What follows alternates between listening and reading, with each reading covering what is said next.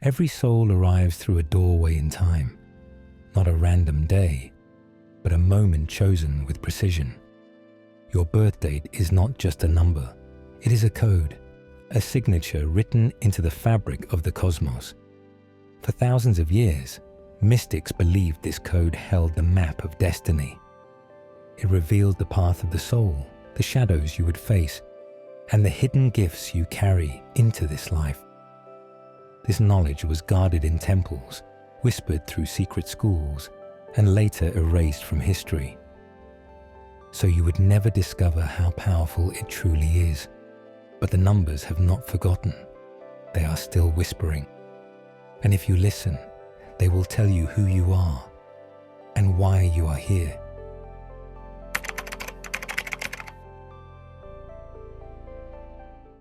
When you look at the world through ordinary eyes, a number is just a symbol, a digit scribbled on a page, a date recorded in memory, a marker of time that seems cold and lifeless. But the ancients never saw it this way. They believed numbers were alive. They carried vibration, rhythm, and resonance. They whispered truths too subtle for the spoken word. And among all the numbers you'll ever encounter, none are as intimate or as charged with meaning as those woven into the day you entered this world. Your birth date is not an accident. It is a code, a seal, a living imprint of the cosmos at the precise moment your soul stepped into the body. Mystics from every tradition agreed, when a soul chooses to incarnate, it selects a moment in time that resonates with its mission. In the Pythagorean schools of Greece, numbers were called the language of the gods. Plato wrote that God ever geometrizes, meaning that the very act of creation is structured through numerical order and harmony. In the Kabbalah of the Hebrews, the numbers tied to letters and words carried the weight of cosmic power. In Chaldean and Babylonian mystery schools, numbers determined fate, weaving human lives into cycles of cosmic design. Pause and let that sink in. The digits of your birthday, the simple sequence you have written on countless forms and documents, are far more than bureaucratic markers. They are a resonance, a vibration, a subtle music that sings the outline of your destiny. Even modern science, without intending to, hints at this truth. Physicists studying string theory suggest that reality itself may be vibration, frequency woven into geometry. And what are numbers, if not the notation of frequency, the symbols of pattern? Think of the way certain numbers echo through your life. The repeating 11, the synchronicities of 3:33 on the clock, the patterns that arrive just when you need guidance. These are not accidents. They are the whispers of the same code you carry in your birth date. Carl Jung called this synchronicity, meaningful coincidence, where numbers and symbols converge to reveal the hidden architecture of your path. In Tibet, astrologers mapped a child's destiny not only through the stars, but through the mathematics of time itself. In ancient China, the I Ching, the Book of Changes, was not only divination, but a numerical map of reality where numbers and hexagrams described the flow of the Tao. Across cultures, the wisdom was clear. To know the number was to know the essence. To understand the code was to understand the soul. Your birth date is a mirror. In its digits are the cycles of lessons you must face, the shadows you must transcend, the gifts you are here to embody. It is not a script that binds you, but a blueprint that reveals what you came to awaken. And once you learn to listen, truly listen, you will hear the numbers whisper. They will remind you that your life is not random. It is rhythm. It is resonance. It is the music of your soul etched into time. There was a time when your birth date was considered sacred knowledge, not something to be printed on an ID card or shared freely with strangers. but a cosmic signature that revealed more about you than your face or your name ever could. In the temples of Egypt, the moment of birth was recorded with reverence, etched into stone or preserved on papyrus as a key to the soul's destiny. In Mesopotamia, the Sumerians tracked the alignments of planets at the moment a child drew its first breath, believing this moment to be a binding contract between the heavens and the earth. The Maya built entire calendars around cycles of time, believing that the day of one's birth locked the soul into a vibration, a rhythm that echoed through their life like a song. To these cultures, your birthday was not trivial. It was a blueprint, a forbidden text hidden in plain sight, describing who you were, where you came from, and what path your spirit had agreed to walk. The Babylonians practiced what we would now call astrology and numerology together, blending mathematics and mythology into a single system of cosmic signatures. They believed time itself carried fingerprints of the divine, and to be born on a certain day was to inherit both its blessings and its burdens. Even in early Jewish mysticism, the Kabbalists taught that letters and numbers fused together through gematria revealed sacred truths about the soul and its journey through incarnations.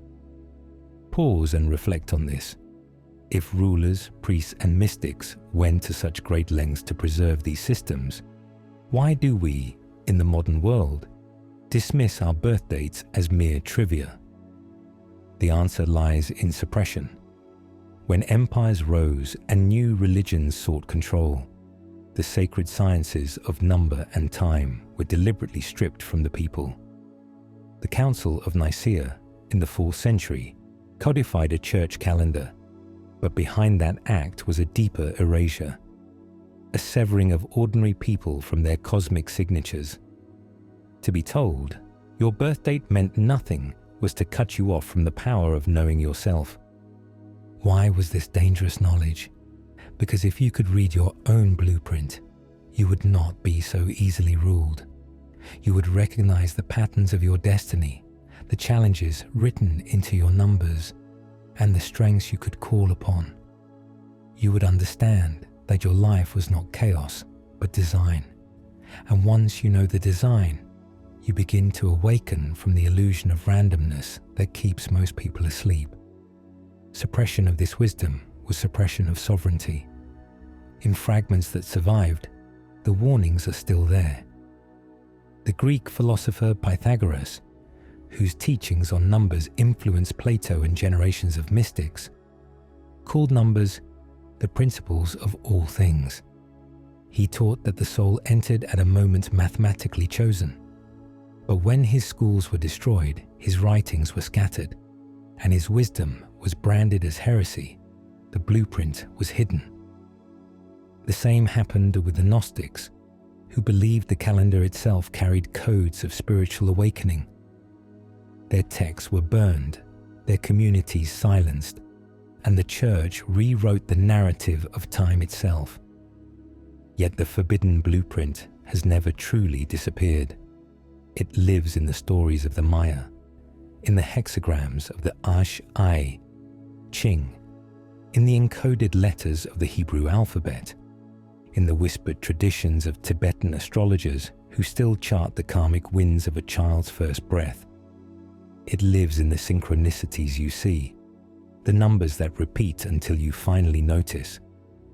The blueprint is forbidden only because it empowers. And once you glimpse it, even for a moment, you begin to sense that your life is not random at all. It was chosen, it was written, and it still waits to be read. When we think of time today, we imagine a straight line, a past behind us, a present we stand inside, and a future stretching endlessly forward. But the ancients did not see time that way.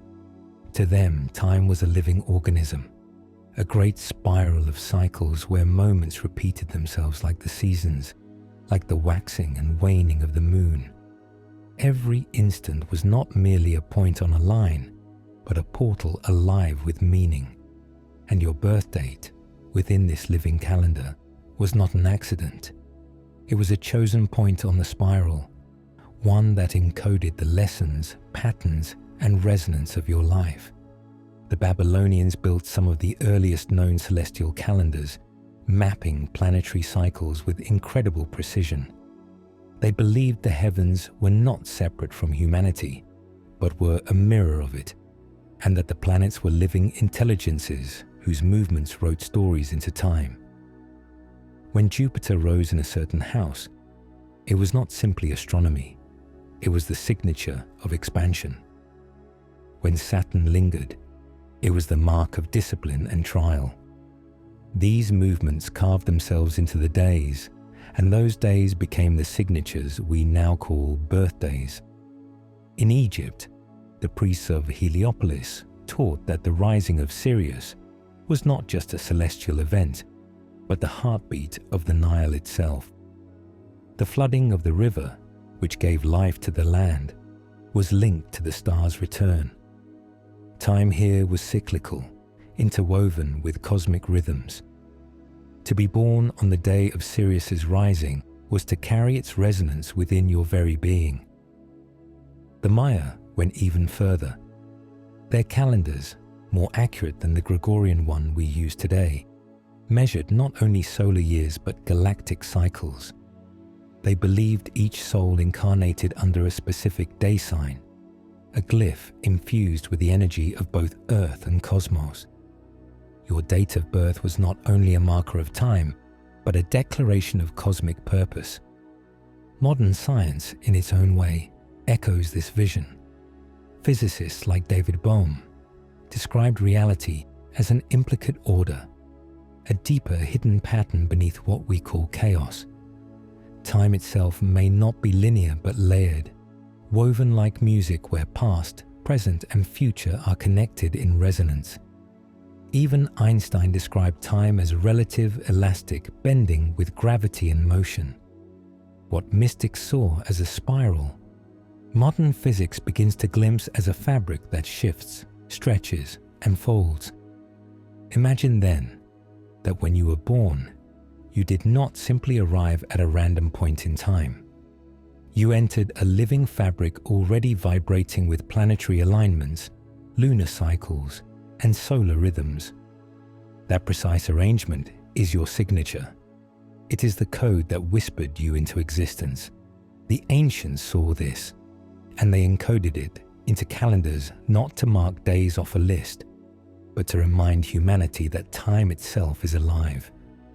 When you look at your birth date, see beyond the numbers.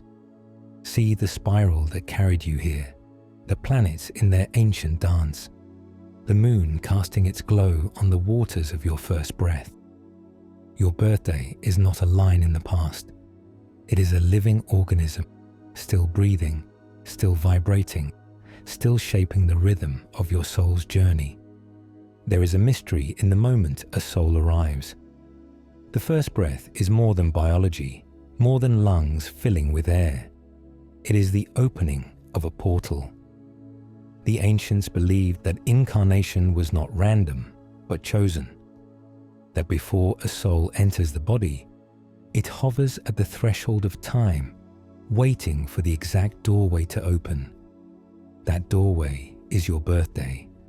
It is the portal through which your essence steps into this world, and it is marked by a date, a vibration, and a sequence of numbers that becomes your signature across the entire span of your life. In the Tibetan Book of the Dead, known as the Bardo Tudul, there are descriptions of the states between death and rebirth. The soul, wandering in the Bardo, is drawn toward parents and conditions that mirror its karmic resonance. It does not fall into a body randomly. It is magnetized to a moment in time where its lessons can unfold. Hindu tradition teaches something similar. In the Bhagavad Gita, Krishna says, "As a man leaves worn-out garments and puts on others that are new, so the soul leaves worn-out bodies and enters into others that are new." The garment is chosen, and the moment it is worn is chosen too. Pause for a moment and consider, if the soul selects its doorway, then the date of your birth is no accident. It is a decision made before memory, before language, before the mind you now inhabit came online. Mystics across cultures spoke of this. The Hermetic text described the soul's descent through planetary spheres before birth, gathering traits, energies, and challenges from each sphere. When it finally enters the body, it carries within it the resonance of the heavens at that moment. The day is stamped upon it. The date is the record of its passage. Why do souls choose specific dates? Often it is alignment. A soul may choose a moment where certain planetary or numerical vibrations match the lessons it needs. A soul burdened with pride may choose to be born under a number of humility.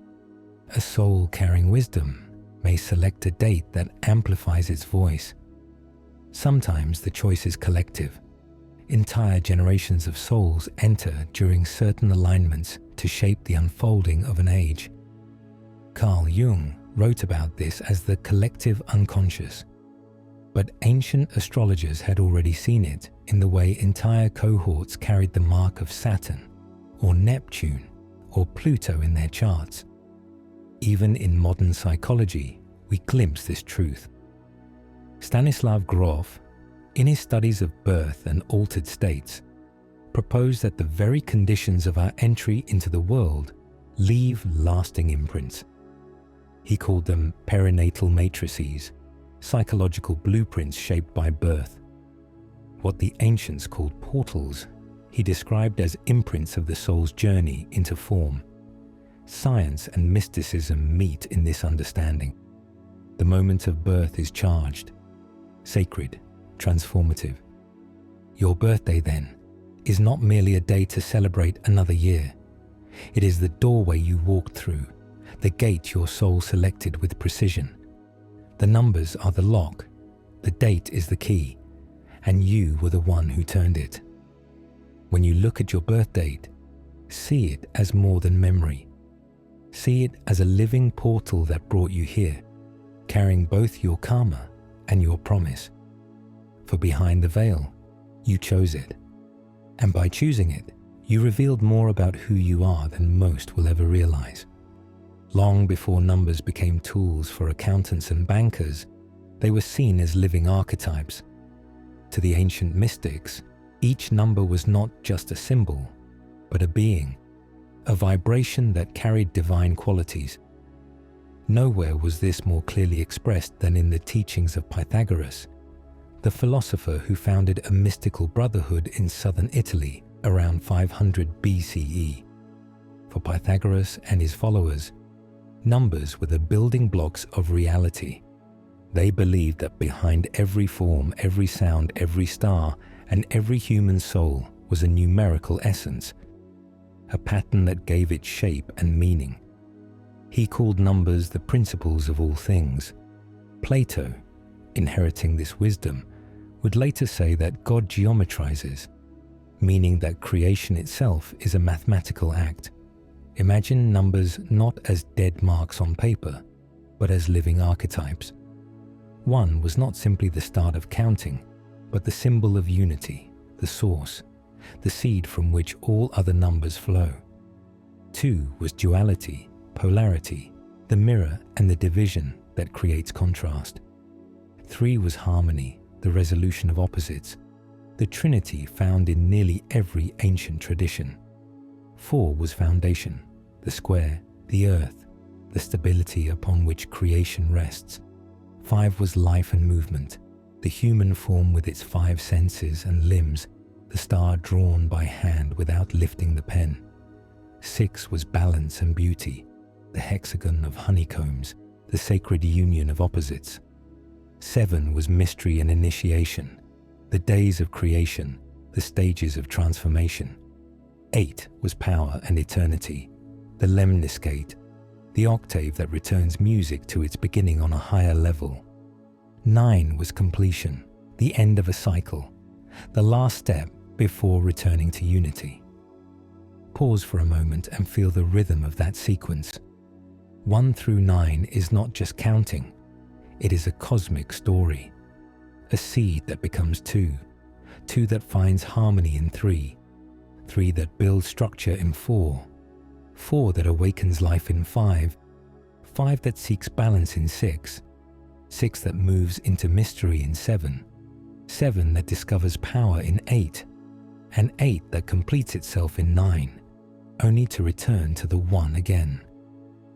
This was how Pythagoras and his students read the universe, not as chaos, but as music, not as random, but as rhythm. These ideas did not vanish with Greece. In India, the concept of numbers as archetypes lived on in Vedic mathematics and Jyotish, or Vedic astrology, where each number corresponded to a planet and a spiritual principle. In Kabbalah, numbers were intertwined with letters, and the Hebrew alphabet became a map of creation through gematria, where numbers revealed hidden meanings of sacred texts. Even in China, the I Ching presented the universe as a dance of numbers, hexagrams built from broken and unbroken lines, expressing yin and yang in mathematical form. Across traditions, the law was the same. Numbers are divine archetypes, mirrors of the eternal.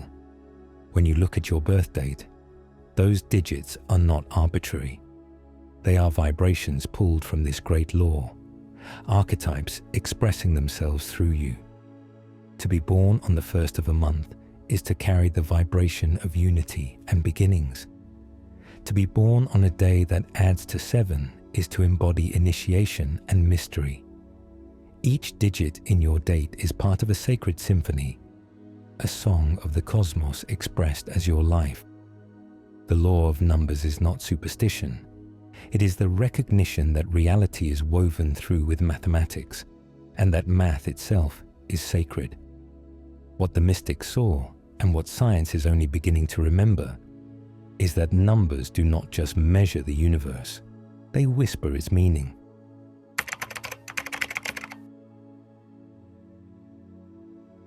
Among all the numbers that shape our world, there are a few that the mystics regarded as sacred intensifiers. Numbers that do not reduce down, but stand in their own power, vibrating at a higher octave. These are the master numbers, 11, 22, and 33. To be born under these codes was considered a mark of destiny, a sign that the soul had chosen a path of greater intensity, challenge, and illumination.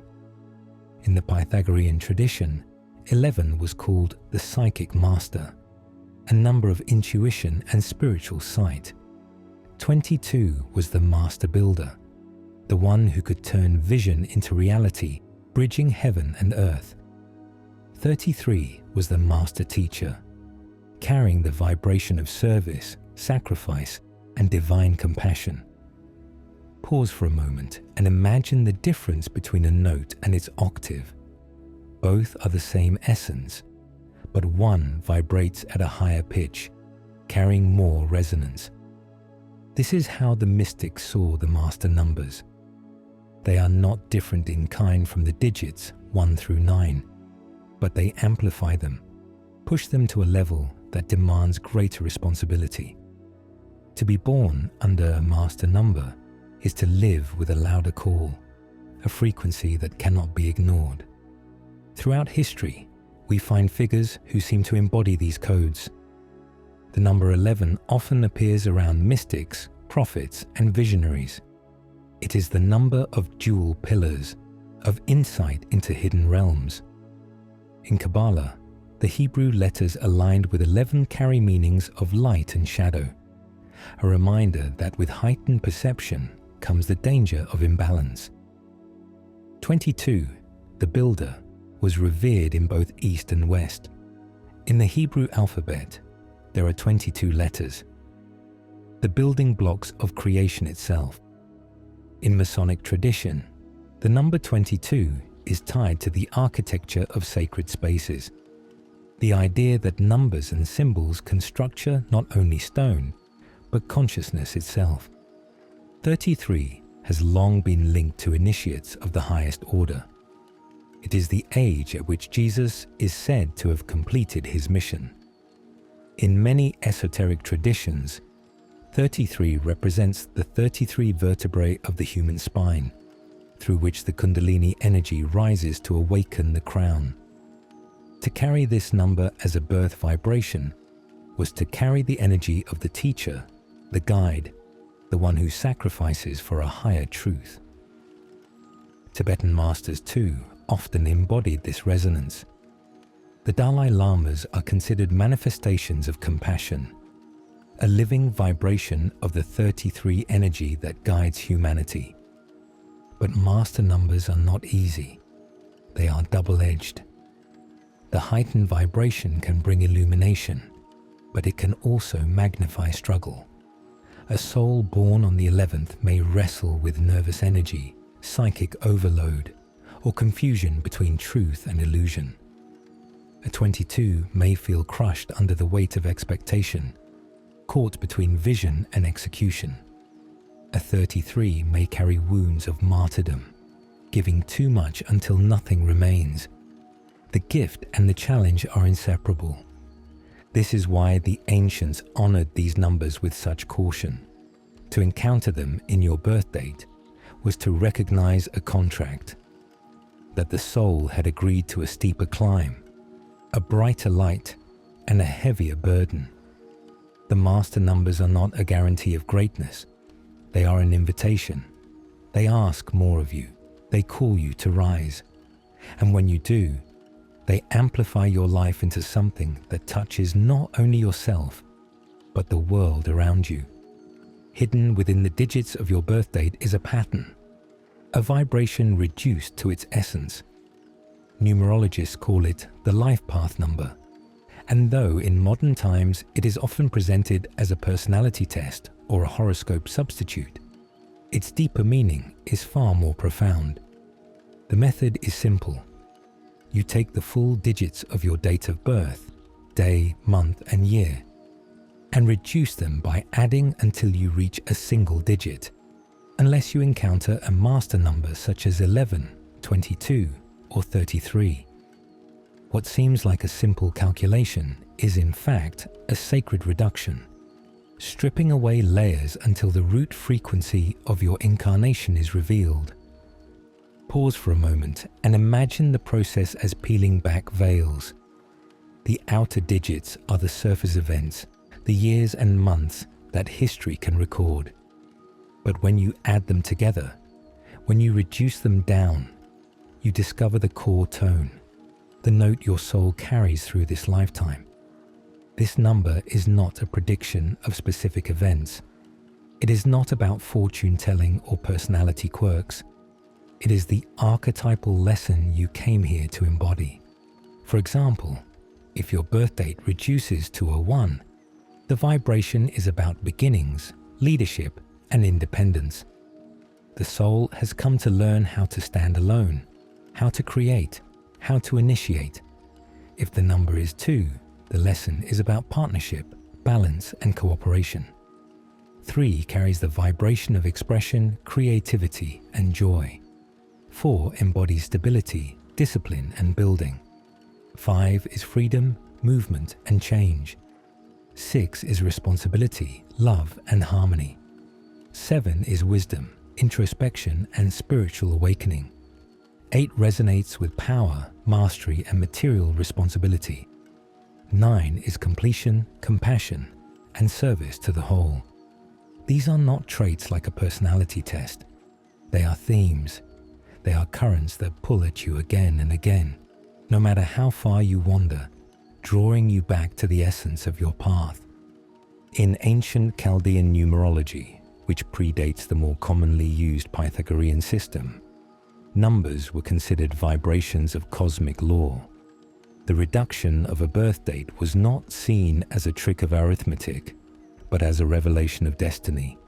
In India, the system of Vedic numerology still ties birth dates to planetary energies, where the reduced number is aligned with a ruling planet and its divine archetype. These traditions all point to the same truth. Your life path number is not an invention of modern mystics.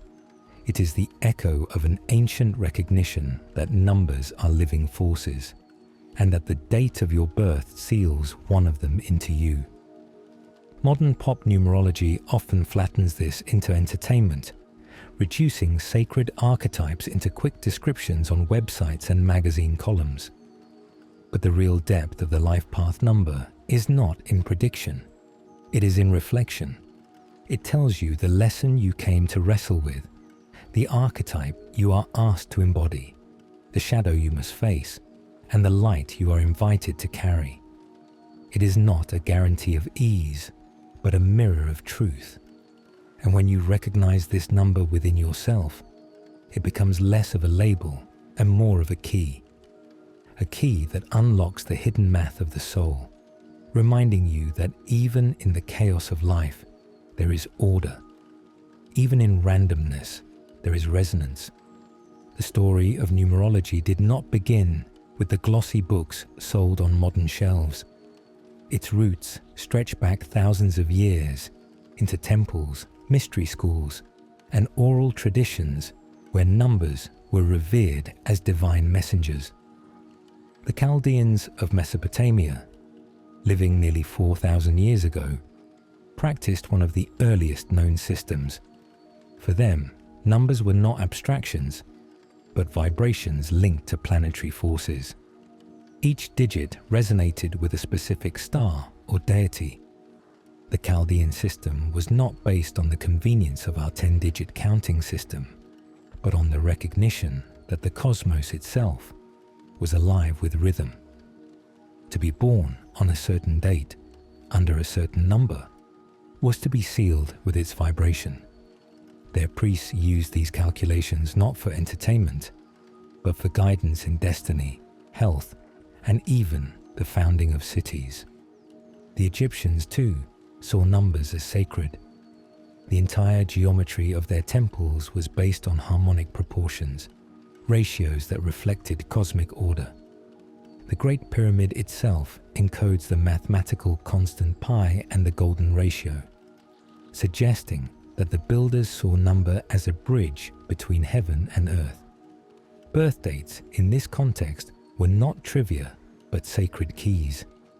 In the temples of Heliopolis, initiates were taught that every soul entered under a numeric seal, a code that aligned with Ma'at, the principle of cosmic balance.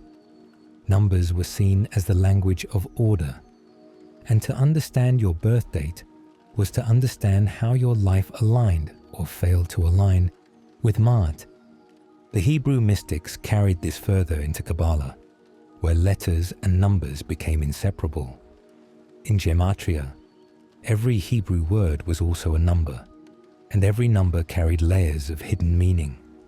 The divine name itself, the Tetragrammaton, was studied numerically to reveal the structure of creation.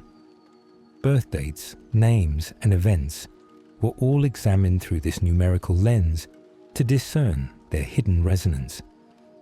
The Kabbalists believed that the world was created through numbers, and that to read them was to read the thoughts of God. Yet much of this wisdom was erased or diluted as new powers rose. The destruction of the Babylonian and Egyptian empires shattered the continuity of their systems. Greek philosophers like Pythagoras preserved fragments, but even his works were suppressed after his schools were destroyed and his followers scattered. The Roman conquest of Egypt led to the burning of temples and libraries, including the fabled Library of Alexandria, where countless texts on mathematics, astrology, and numerology were lost forever. Later, the rise of the Church in Europe branded numerology as heresy, dismissing it as superstition, while quietly adopting numerical symbolism into its own structures. The 12 Apostles, the 7 Virtues, the 3 days of resurrection. What survived was watered down. Folk numerology spread in fragments, simplified into fortune-telling, stripped of its philosophical and cosmic weight. But beneath the surface, in secret societies, in Masonic lodges, In esoteric orders like the Rosicrucians, the deeper teachings remained.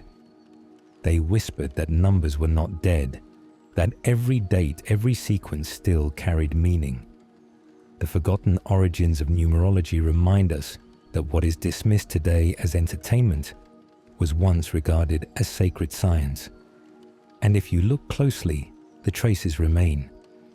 In the architecture of cathedrals, in the rhythms of scripture, in the quiet recurrence of numbers in your own life, the old language is still speaking. It was never truly erased. It waits for those who are ready to remember. For most of history, there was a number that did not exist, or rather, a number that existed but was forbidden to speak of, forbidden to use. That number was 0. Today, we take it for granted, a simple placeholder in our calculations, the circle at the heart of modern mathematics.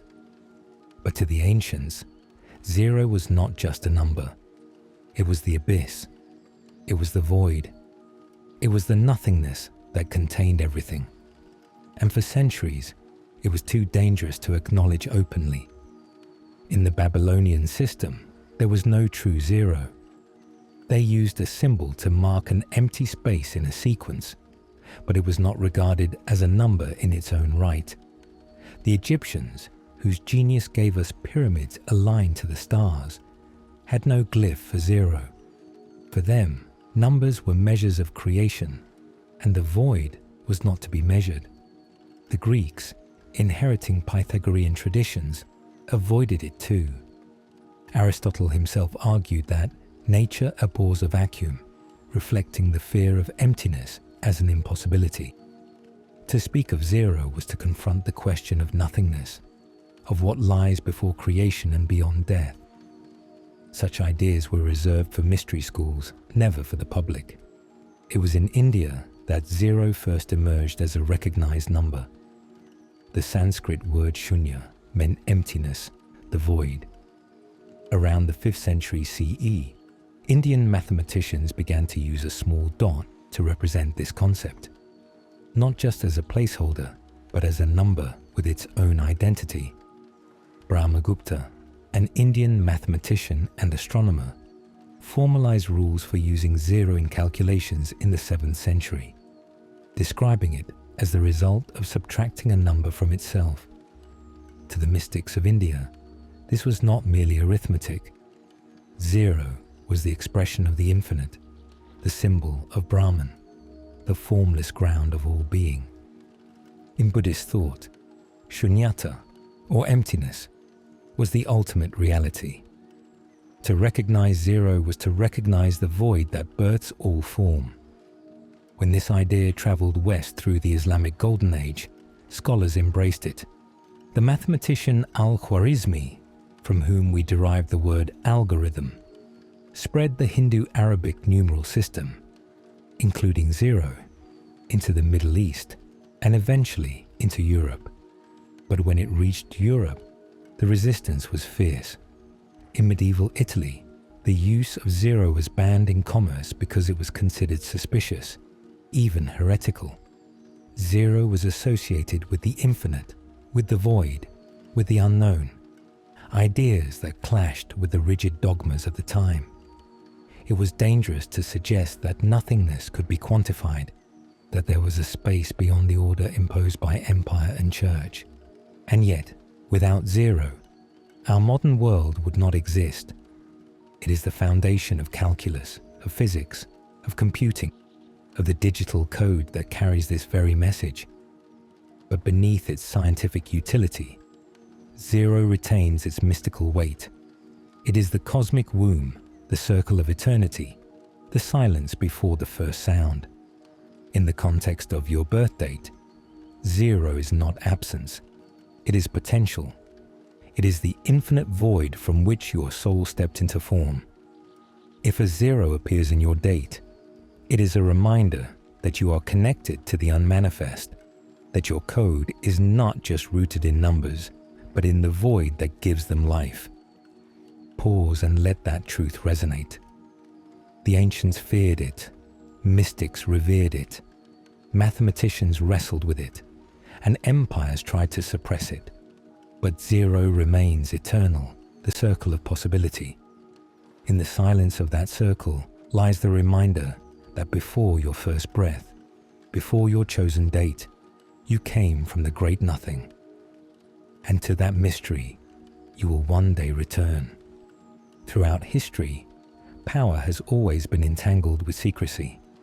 Kings, emperors, and rulers understood something that most of us have forgotten: that numbers, and especially the numbers of birth, reveal more than names or faces ever could. In ancient courts, the exact date of a monarch's birth was guarded as closely as battle plans. To know it was to hold a key to the ruler's destiny, and to hold that key was to hold power. In Mesopotamia, where both astrology and numerology intertwined, royal astrologers served as keepers of this hidden knowledge. They were not entertainers. They were advisors whose calculations shaped decisions of war, marriage, and succession. The date and hour of a king's birth were studied to uncover strengths and weaknesses, times of prosperity and danger. If such information fell into the wrong hands, enemies could use it to predict when to strike, when a ruler would be most vulnerable, or how to manipulate his path. The Sumerian kings understood this, which is why their inscriptions often recorded reigns in cosmic cycles rather than exact birth dates. It was a way to veil the personal code while still affirming divine legitimacy. The same was true in Egypt. Pharaohs claimed descent from gods, but behind their public grandeur, their birth charts were examined in secret chambers. The priests of Amun and Ra guarded these codes, for to know the numerological or astrological pattern of a ruler was to know the design of his life. The very calendar of festivals and coronations was aligned with these unseen calculations. It was not a matter of superstition, it was strategy. A ruler's birth date was a blueprint, and anyone who held it could read his fate like an open book. In later times, medieval Europe echoed this same secrecy. Monarchs had official birthdays celebrated by the court, but their true natal information was often obscured. The Church itself condemned astrology publicly, yet many popes employed astrologers in private, seeking guidance through hidden charts and numbers. To reveal such knowledge publicly was heresy, but to use it privately was survival. Even in China, the emperors of the Tang and Ming dynasties kept birth charts and cosmic calculations hidden within the Forbidden City. Imperial astrologers were sworn to secrecy, for the emperor's mandate was believed to be written in the heavens, and to reveal his date was to reveal his mandate's vulnerability. Pause and let that truth sink in. If rulers and kings, who commanded armies and nations, guarded their birth dates so fiercely, what does that say about the hidden power within them? They understood that numbers are not neutral. To know a person's code is to glimpse their strengths, their shadow, their destiny. And with that knowledge comes influence, manipulation, even control. Today, we live as though our birthdays are trivial. We post them on social media. We fill them out on forms. We share them casually. But the ancients would have found this unthinkable. They would have asked, why give away the blueprint of your soul so freely? In the wrong hands, such information could be used to anticipate your moves, to manipulate your energy, even to weaken your will. The power of numbers has not disappeared. It has only been forgotten. And those who still understand it, in secret societies, in occult traditions, in quiet corners of power, know that what you reveal about your birth date is not innocent. It is a signature, a key, a code that can be read. The rulers of the past kept this hidden for a reason. And perhaps, in rediscovering why, we begin to understand just how much our own birth dates still whisper about who we are and who we may yet become.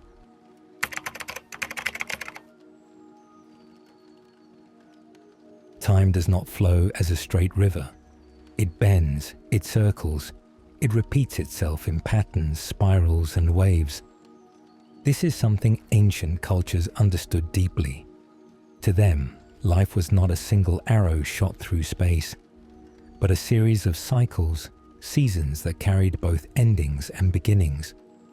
Your birth date, far from being a fixed point, is the marker of where you entered this spiral, and it is the key that reveals how you will continue to move within its rhythm. Numerology teaches that each life unfolds through personal cycles that span 9 years.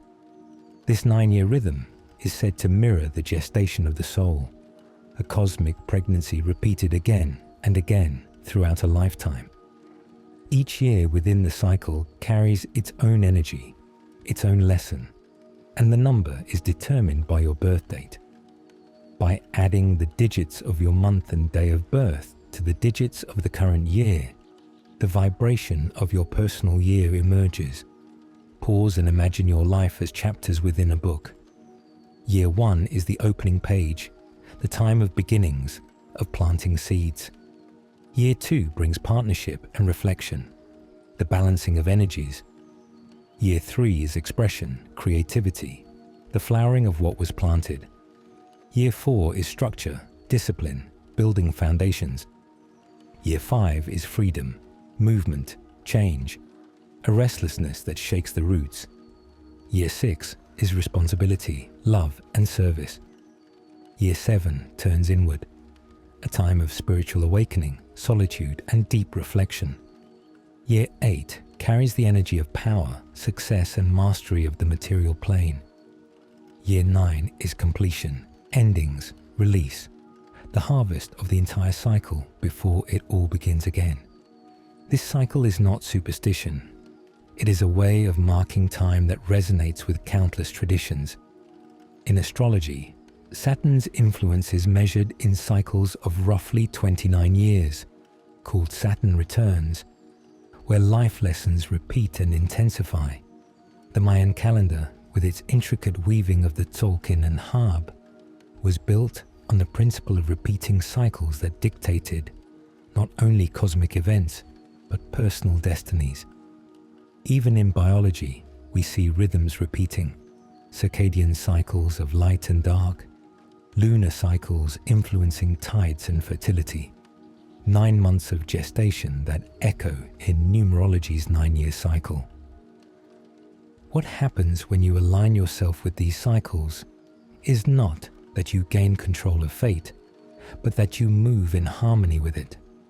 When you know that you are in a year of endings, you do not fight for beginnings. When you understand that you are in a year of creation, you do not waste energy clinging to what must dissolve. To know your cycle is to walk with awareness. It is to recognize that time is alive and that you are a participant in its dance rather than a victim of its march. The ancients believed that to be wise was to live according to the rhythm of time rather than in defiance of it. The Greeks called it kairos, the right moment, the sacred timing of action. Your birth date is the seed that planted you into this rhythm, the key that reveals where you are in the spiral now. And when you listen, when you align, you realize that destiny is not fixed. It is cyclical. It offers you windows of opportunity, seasons of change, invitations to awaken.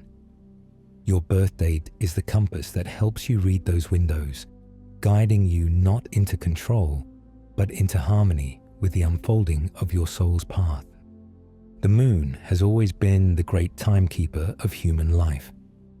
Long before mechanical clocks or digital calendars, people looked up at its silver face to measure cycles.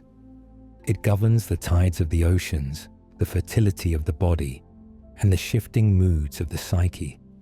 To the ancients, the moon was more than a satellite circling the earth. It was a living mirror of the soul, and its phases shaped the destiny of those born beneath it. Your birth date already a code written into time, becomes even more charged when seen through the lens of the moon's position and phase. In many traditions, a child's fate was read not only by the day of birth, but by the lunar phase that accompanied it.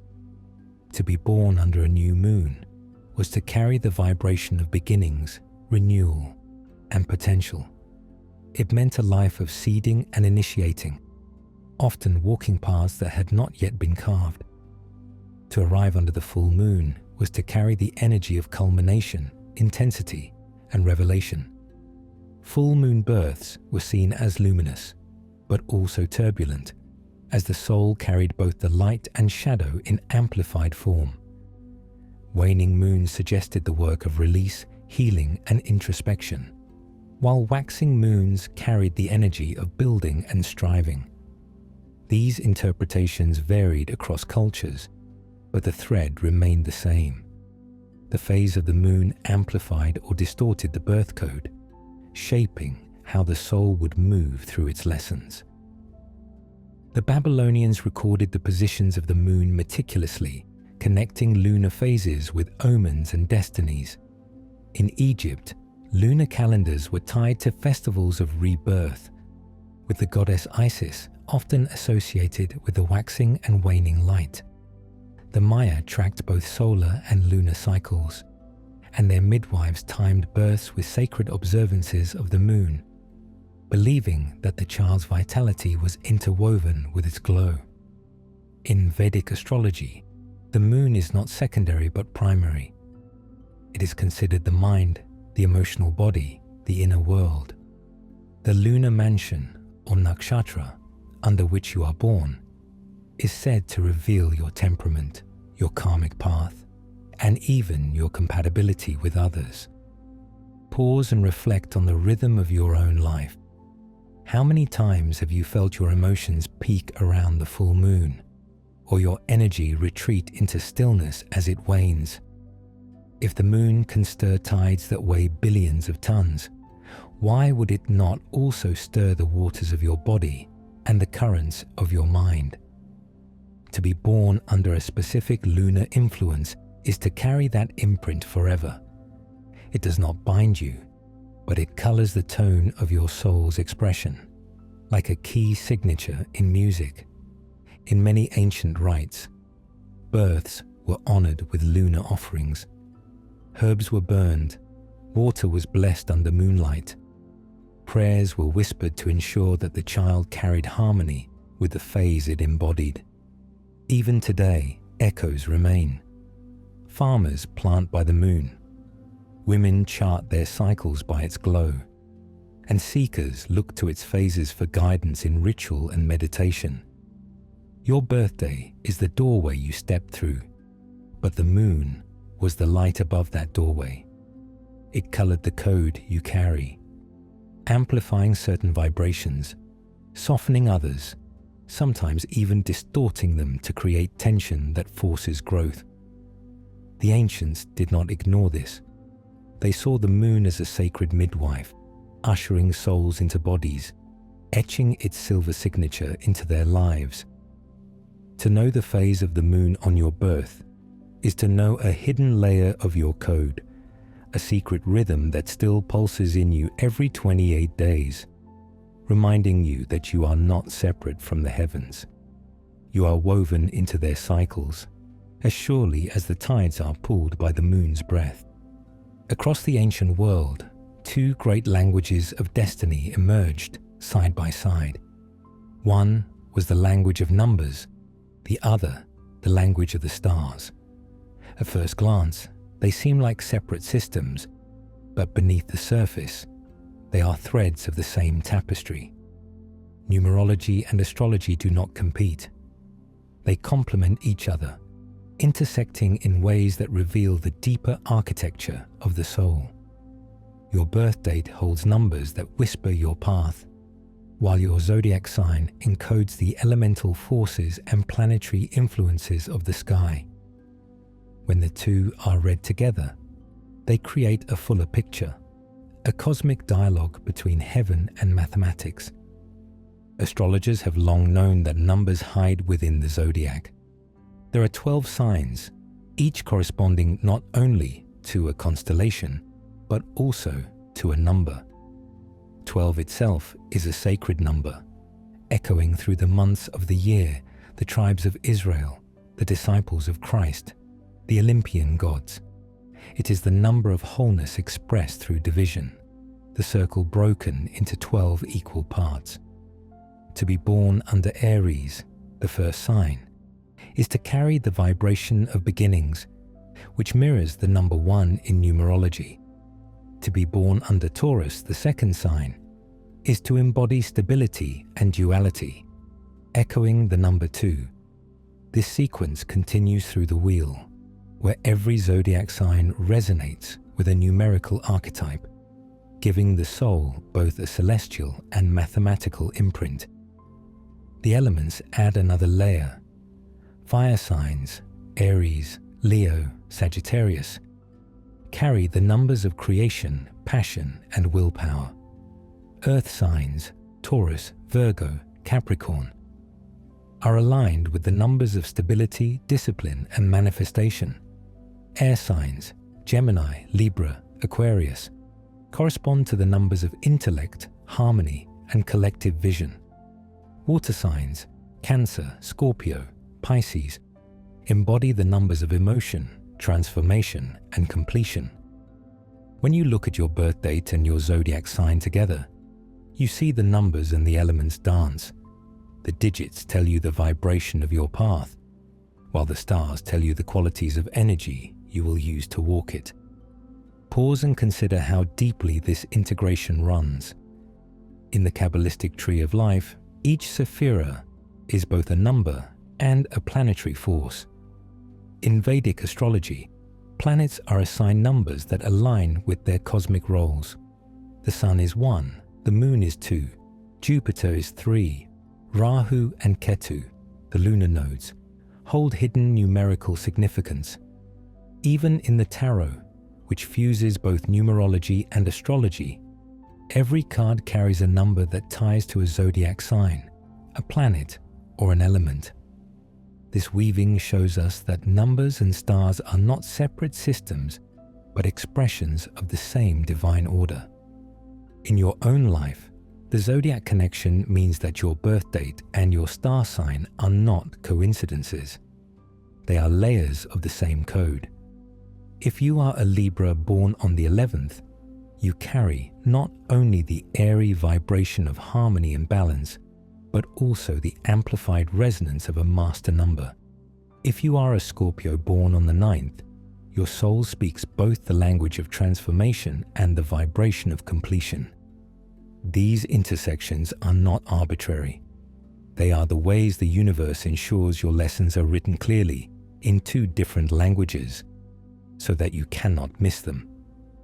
The zodiac connection is the reminder that time and space are not separate. Your birth date is the time signature of your incarnation, while your zodiac sign is the space of the heavens at that moment. Together, they form a harmony, a chord struck in the music of the cosmos, vibrating still within you. For most of history, calendars were not neutral. They were instruments of power. To control how people measured time was to control how they understood life itself. And hidden within this story is a conspiracy of calendars that has quietly shifted the codes of birth and destiny. If numbers and dates are the keys to your soul's signature, then what happens when those dates are altered? What happens when the calendar you live by is not the same calendar your ancestors once used? The ancient Romans lived under the Julian calendar, established by Julius Caesar in 45 BCE, with the help of Alexandrian astronomers. It was a vast improvement on earlier systems, aligning more closely with the solar year. Yet it was not perfect. Its small miscalculations began to drift over centuries, causing holy days and equinoxes to slip out of alignment. By the time of the Middle Ages, the calendar had shifted by almost 10 days. In 1582, Pope Gregory XIII introduced the Gregorian calendar to correct the error. 10 days were erased from history in an instant. In Catholic countries, people went to bed on October 4th and awoke on October 15th. Those 10 days simply disappeared. Pause and imagine being born in that window. In one version of time, your birthday would exist. In the new version, it would not. Even for those outside that gap, the shift raised unsettling questions. If your soul had chosen a specific numerical vibration for its entry into the world, what happens when human authority rewrites the calendar? Did it alter your signature? Did it distort the hidden code of your birth? Astrologers and numerologists wrestled with this. Some argued that cosmic signatures cannot be erased. The stars and planets remain the same regardless of human systems, and so, the deeper alignment of your birth remains intact. Others insisted that numbers themselves are sacred, and that to alter the day was to alter the vibration. A child born on the 5th of October under the Julian system might now be celebrated on the 15th under the Gregorian, shifting the arithmetic of their life path number and changing the way their code was read. Which version was true? The question still lingers. This is why some esoteric traditions insist on recalculating birth dates according to older calendars. In Eastern Europe and Russia, the Orthodox Church resisted the Gregorian calendar for centuries, holding to the Julian system for liturgical purposes. To them, the new calendar was not simply a reform, it was a distortion. In some esoteric circles, the Maya's long count calendar is still consulted as a more authentic keeper of cosmic time. Others look to lunar calendars, believing that the moon's rhythm, rather than artificial months, carries the true resonance of birth. The calendar conspiracy suggests that by reorganizing time, authorities disconnected humanity from its natural cycles. The adoption of the Gregorian calendar was not only a scientific correction, but also a consolidation of church and state power over the rhythm of daily life. To know when to plant, when to celebrate, when to mourn, and when to be taxed was no longer governed by nature, but by decree. And in this restructuring, the codes of birth may have been blurred, scrambled, or hidden, yet there is another layer of truth. If your soul chooses its doorway into incarnation, it also chooses the calendar you are born under. If you were born under the Gregorian system, that was not a mistake. If you were born under the Julian, or under a lunar calendar still kept by your ancestors, that too was chosen. The conspiracy lies not in your personal code being lost, but in the collective forgetting that time itself was once sacred. To reclaim it is to remember that your birthday is more than a date. It is a rhythm etched into the cosmos, beyond the reach of popes and emperors, waiting for you to listen. There are some numbers that carry a heavier weight than others. Mystics call them karmic numbers, vibrations that do not simply describe talents or potentials, but debts carried from lifetimes before. When these numbers appear in a birth date or life path calculation, they are not random. They are reminders that the soul has chosen to face unfinished lessons, to meet consequences, and to resolve energies left incomplete. In numerology, 4 of these numbers are considered especially significant: 13, 14, 16, and 19. Each one whispers of a different story, a different karmic knot waiting to be untied. 13 is perhaps the most misunderstood. In modern culture, it has been branded as unlucky, with skyscrapers skipping the 13th floor and superstitions circling Friday the 13th. But in ancient traditions, 13 was sacred. It is the number of lunar cycles in a year, the hidden rhythm beyond the 12 of the solar calendar. In numerology, 13 represents transformation through work. It carries the lesson of discipline and the danger of avoiding responsibility. Those with this number are often souls who once sought shortcuts, who evaded the labor of growth. In this life, they are asked to embrace diligence, patience, and steady effort. The reward is mastery. The shadow is frustration and collapse when effort is resisted. 14 is the number of freedom, but also the misuse of it. It is tied to the cycles of excess, addiction, and recklessness. Souls marked with 14 may have abused freedom in past lives, indulging in pleasures at the expense of growth or responsibility. In this life, they are called to learn moderation, to channel their restless energy into purpose rather than chaos. When they resist, the cycle repeats: instability, broken commitments, sudden losses. But when they align, 14 becomes the number of adaptability, movement, and exploration rooted in wisdom rather than escape. 16 carries the energy of awakening, often through disruption. It is symbolized by the tower in the tarot, the sudden collapse of false structures. Souls with this number are often those who built illusions in past lives, who clung to pride or ego at the expense of truth. In this life, the 16 vibration tears down what is false, often through painful experiences. Sudden changes, betrayals, or collapses are not punishments, but initiations. They strip away illusions so that the soul may awaken to what is real. Though difficult, the path of 16 leads to profound spiritual vision, the gift of seeing beyond appearances. 19 is the number of independence and integrity. It whispers of past lives where power may have been abused, where leadership was twisted into domination or neglect.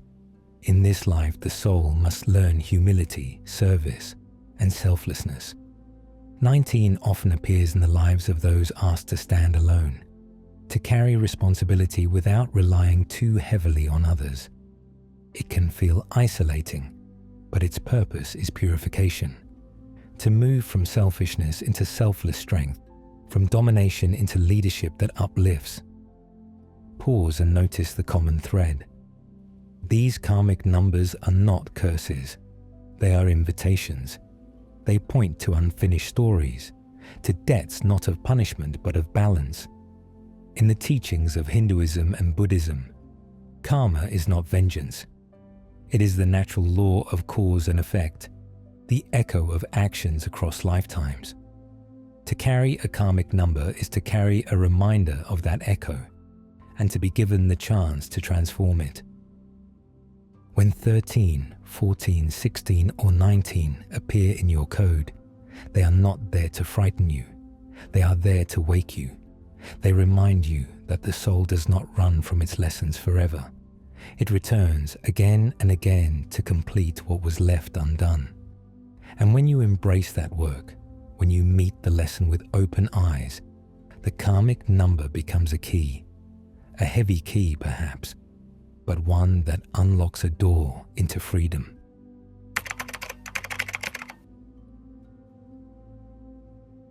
Some numbers do not simply mark your path. They echo it in another soul. Across lifetimes and across space, certain codes seem to appear in pairs, drawing people together in ways that defy logic. These are what mystics have come to call the twin flame numbers. They are not coincidences, nor are they shallow repetitions. They are reflections, mirrored signatures that pull souls toward each other like magnets, remembering their original wholeness. The most famous of these patterns is 1111. In modern culture, it has become a symbol of awakening, a time stamped on clocks that many notice at pivotal moments. But its roots go much deeper. 11 is already a master number, the vibration of intuition and spiritual sight. Doubled, it becomes a gateway. Two pillars standing side by side, mirroring each other perfectly, creating a door between dimensions. To encounter 1111 repeatedly, and especially to share it with another soul, is to stand before a portal of awakening. It suggests that the meeting is not random, but chosen, a reunion written into the fabric of time. Other mirrored codes carry similar weight. 2222 amplifies the master builder, suggesting partnerships that are not simply emotional but creative and world-shaping. Souls sharing this vibration often come together to build structures, movements, or legacies larger than themselves. 3333 magnifies the master teacher, pointing to relationships rooted in healing, service, and the raising of consciousness. Even beyond the master numbers, mirrored repetitions such as 44, 77, or 99 suggest alignment of lessons, where two lives reflect the same stage of the soul's journey. Ancient traditions hinted at these patterns.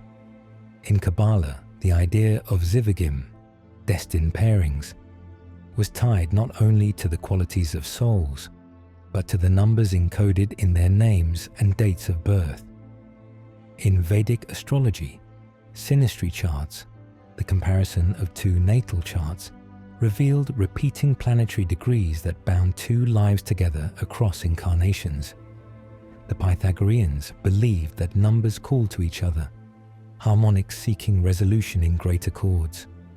What we now call twin flame numbers would have been understood by them as harmonics of destiny, two souls vibrating at the same frequency, drawn inevitably into resonance. Pause and reflect on your own life. Perhaps you have noticed mirrored birthdays, lovers or friends born on the same day, or within repeating numbers. Perhaps you have encountered someone whose life path number echoes your own, or complements it like a hidden chord. These patterns are not accidents. They are reminders that souls travel in constellations, and that numbers are the threads that stitch them together. The magnetic pull of mirrored numbers is not always easy. Twin flame connections can be turbulent because they force both souls to confront the shadows hidden within the reflection. Yet the power of the connection is undeniable. The repetition of numbers acts as a cosmic signal, urging both to remember, to awaken, to fulfill the contract they made long before birth. The ancients believed that when souls were ready to ascend beyond ordinary patterns of love or friendship, they would find each other through the mirror of numbers. And so, when you see 1111 flash before your eyes, or when you discover that your date of birth echoes another's in ways too precise to dismiss, pause. Breathe. You may be standing before a door, one that both of you agreed to open together. Geometry is not only in temples and cathedrals, it is also in you. The ancients believed that numbers could be turned into shapes, and that these shapes revealed the hidden order of the soul. When you take the digits of a birth date and map them into geometric patterns, what emerges is more than arithmetic. It is a mandala, a sacred design that reflects the architecture of your inner being. In Pythagorean schools, students were taught that numbers gave birth to geometry. 1 was the point, 2 the line, 3 the triangle, 4 the square. Each digit expressed itself as a form, and these forms were not arbitrary. They were living archetypes, seen in the structure of crystals, in the petals of flowers, in the orbit of planets. To look at a number was to glimpse its shape, and to draw that shape was to participate in its vibration. The birth date, therefore, could be translated not only into a life path number, but into an entire geometry of the soul. The Egyptians encoded these principles into their temples. The dimensions of the Great Pyramid reflect ratios of pi and phi, the golden proportion. These were not accidents of architecture. They were intentional echoes of cosmic harmony. The priests believed that to enter such a structure was to enter alignment with the divine order. Likewise, when your numbers are translated into geometry, they become a pattern of resonance, a personal temple that you carry within yourself. Sacred geometry traditions across the world reveal the same truth. In India, yantras, geometric diagrams used in meditation, are built on numeric ratios, often linked to dates or planetary alignments. In Kabbalah, the tree of life is both a sequence of numbers and a map of geometric spheres connected by lines. In Islamic mysticism, geometric mandalas express the infinite through repeating patterns, reminding the soul of its connection to eternity. In each case, number and shape were inseparable, two expressions of the same cosmic law. Pause and imagine your birth date reduced and rearranged into such a pattern. The digits align into points and angles, forming a lattice that is uniquely yours.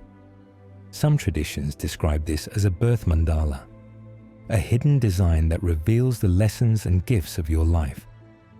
To meditate on it is to remember that your soul carries not only vibration, but also structure. A blueprint that is both numeric and geometric. Modern science has stumbled upon these same mysteries. The field of cymatics shows that when sound frequencies are passed through water or sand, they create intricate geometric patterns. Frequency becomes form, number becomes shape. This is precisely what the ancients described, the hidden math of the soul revealing itself through geometry. Your birth date is such a frequency, and if it were to be sung or drawn, it too would become a sacred pattern. The mandalas hidden in your numbers are not fortune-telling devices. They are mirrors. They remind you that your life is not chaos, but design. Every challenge, every synchronicity, every triumph is woven into the pattern. And when you contemplate that pattern, when you see your birth date as a living geometry, you begin to recognize yourself as part of the greater mandala, the endless symmetry of the cosmos. In today's world, numerology is often presented as entertainment. You can type your birthday into a website and receive a list of traits, as if the entire depth of your soul's journey could be summed up in a few sentences. If your life path number is 1, you are told you are a leader.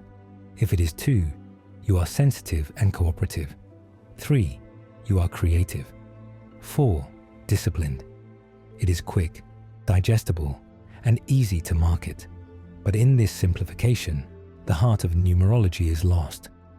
What was once a sacred map of lessons has been flattened into a personality quiz. And that reduction is what I call the life path illusion. The ancients did not see numbers as mere descriptors of temperament. They saw them as archetypal forces, shaping the trials and initiations of the soul. To be born under a number was not to inherit a label, but to take on a curriculum. If your path was 1, the lesson was not simply to be independent or ambitious. It was to face the tests of solitude, to learn how to stand in truth when no one else supports you, to discover the courage to begin again when the way collapses. If your number was 2, the lesson was not that you were sensitive, but that you would be asked to master the balance of self and other, to resist dissolving in the needs of those around you, to find harmony without losing yourself. Every number carries both a light and a shadow. Pop numerology often highlights the light while ignoring the shadow. 5 is said to be adventurous, but what about its restlessness, its tendency to scatter energy? 7 is called wise, but what about its isolation, its struggles with mistrust? 8 is said to be powerful, but what about the weight of karma, the temptations of greed and misuse of influence? 9 is labeled compassionate, but what about the exhaustion of carrying burdens that do not belong to you? The deeper truth is that each number sets the stage for growth. The traits are surface level. The lessons are the core. Pause for a moment and consider your own life. Has it truly been defined by traits? Or has it unfolded as a series of challenges that pushed you to grow in ways you did not expect? This is why the life path illusion is so dangerous. When we reduce destiny to labels, we stop seeking the lesson. We cling to the comfort of a description instead of stepping into the fire of transformation. Mystics across cultures warned against this flattening. In Kabbalah, numbers were not simply categories, but gateways to divine attributes. In Vedic astrology, the numerical values of planetary positions pointed not to personality types, but to karmic conditions. In Pythagorean thought, numbers were harmonies, each one a tone in the cosmic music. To live under a number was to embody its note in both harmony and dissonance, and to learn how to resolve it. The deeper truth is that your life path is not about what you are, but about what you are becoming. The number does not tell you who you already are. It tells you what you must learn, what you must heal, what you must embody. It is not a description. It is an invitation. And when you accept that invitation, you move beyond the illusion of traits and into the reality of lessons. In that shift, numerology regains its sacred depth. It ceases to be entertainment and becomes what it always was meant to be, a map for the soul's awakening. Some numbers seem to echo across lifetimes. They do not simply describe who you are now, but hint at who you have been before. In numerology, the digits of your birth date are not just markers of the present incarnation. They are windows into past journeys, showing the unfinished stories and repeating patterns the soul has chosen to carry forward. When you add and reduce the digits of your birth date, when you study the sequences and vibrations they form, you are not just calculating a life path. You are listening to the echoes of reincarnation. In Hindu and Buddhist traditions, the soul is described as moving through countless lifetimes, carrying impressions known as samscaras. These impressions shape tendencies, desires, and struggles that reappear again and again until they are resolved. Numerology provides a mirror of these impressions. A soul that has not mastered independence may find itself born under the vibration of one until the lesson of selfhood is complete. A soul that struggled with relationships may return under the vibration of two, repeating the test of balance and cooperation. These repetitions are not punishments. They are invitations, cycles of grace that allow the soul to refine itself. The numbers 13, 14, 16, and 19, described as karmic debt numbers, are especially tied to past lives. They often signal where the soul has abused power, freedom, or pride, and where it now seeks redemption. A birth date carrying these vibrations whispers of stories unfinished. The soul comes back not to suffer, but to heal what it once broke. Likewise, when master numbers like 11, 22, or 33 appear across lifetimes, they may suggest that the soul has chosen a path of accelerated growth, often returning to similar challenges of vision, building, or service, until their lessons are fully embodied. Pause and consider how certain themes may keep resurfacing in your own life. Patterns of struggle that feel familiar, even when you cannot explain why. Relationships that seem charged with ancient weight, as if you have walked beside someone before. These are the signs of past life echoes. The numbers in your birth date act as a key to decode them. Carl Jung spoke of archetypes in the collective unconscious, patterns that guide the psyche across generations. Numerology extends this insight across incarnations, suggesting that your archetypal number is not bound to a single life, but travels with you, repeating until it is resolved. In Tibet, Astrologers use complex calculations of birth to trace not only the destiny of the current life, but hints of the soul's karmic stream. The I Ching in China, built upon binary numbers, described the cycles of change the soul enters again and again. In Kabbalah, the cycles of the soul were tied to the numbers of the Hebrew letters, suggesting that reincarnation was a process of divine mathematics, the soul re-entering the equation until balance was restored. To discover your birthday code is to discover more than your path ahead. It is to see the path behind. It shows where you have been, what you have carried, and what you now have the chance to complete. And when you recognize these echoes, the burdens of life take on a different meaning. They are not random misfortunes, but reminders of ancient agreements, lessons chosen long before you were born. Before you were born, there was a choice, a decision made not by accident, not by the randomness of biology, but by your soul in communion with higher consciousness. The ancients described this moment as a contract, an agreement written not with ink on paper, but with vibration, with light, with number. Your birth date is that contract. It is the code you signed before stepping into flesh, a seal that declares both your lessons and your promise. In the Tibetan tradition, the Bardo texts speak of the soul wandering between lives, drawn toward the conditions that mirror its karma. When the right doorway appears, the soul enters.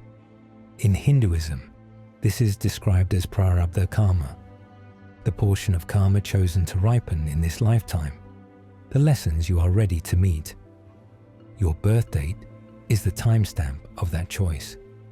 It is the moment you sign the agreement to take on this body, this family, this set of challenges, and this mission. The numbers that make up your date are not random digits. They are the signature of your higher self acknowledging the path you agreed to walk. Pause and imagine the scene beyond memory. A council of guides perhaps. A field of light where you stand before the map of time. You are shown possibilities, the lessons yet unfinished, the potentials yet unexpressed. You choose, not as punishment, but as alignment.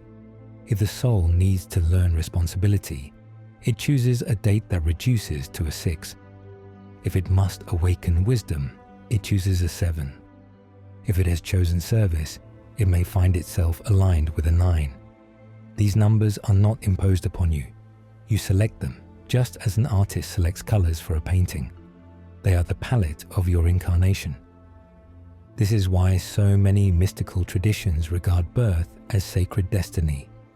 The Egyptians saw it as a passage from the Duat, the other world, into form, carrying the markings of cosmic order.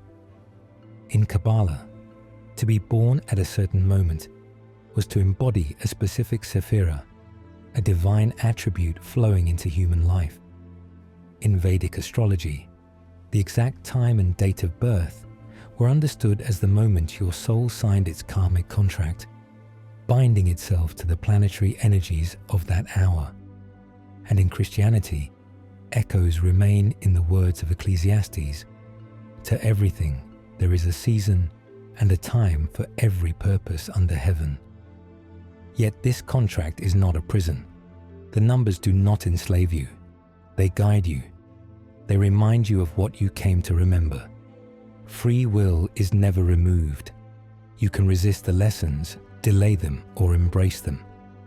But the contract ensures that the lessons will return again and again until you choose to grow. It is not a punishment. It is grace. It is your higher self promising not to let you forget why you came. Your birth date is the signature on that promise. The moment you agree to step through the portal into time, carrying a code that only you can live. When you see your date now, do not dismiss it as trivia. See it as a vow your soul made with eternity, signed in numbers, sealed in time, waiting for you to remember that you were never random. You chose this. and by choosing it, you chose yourself.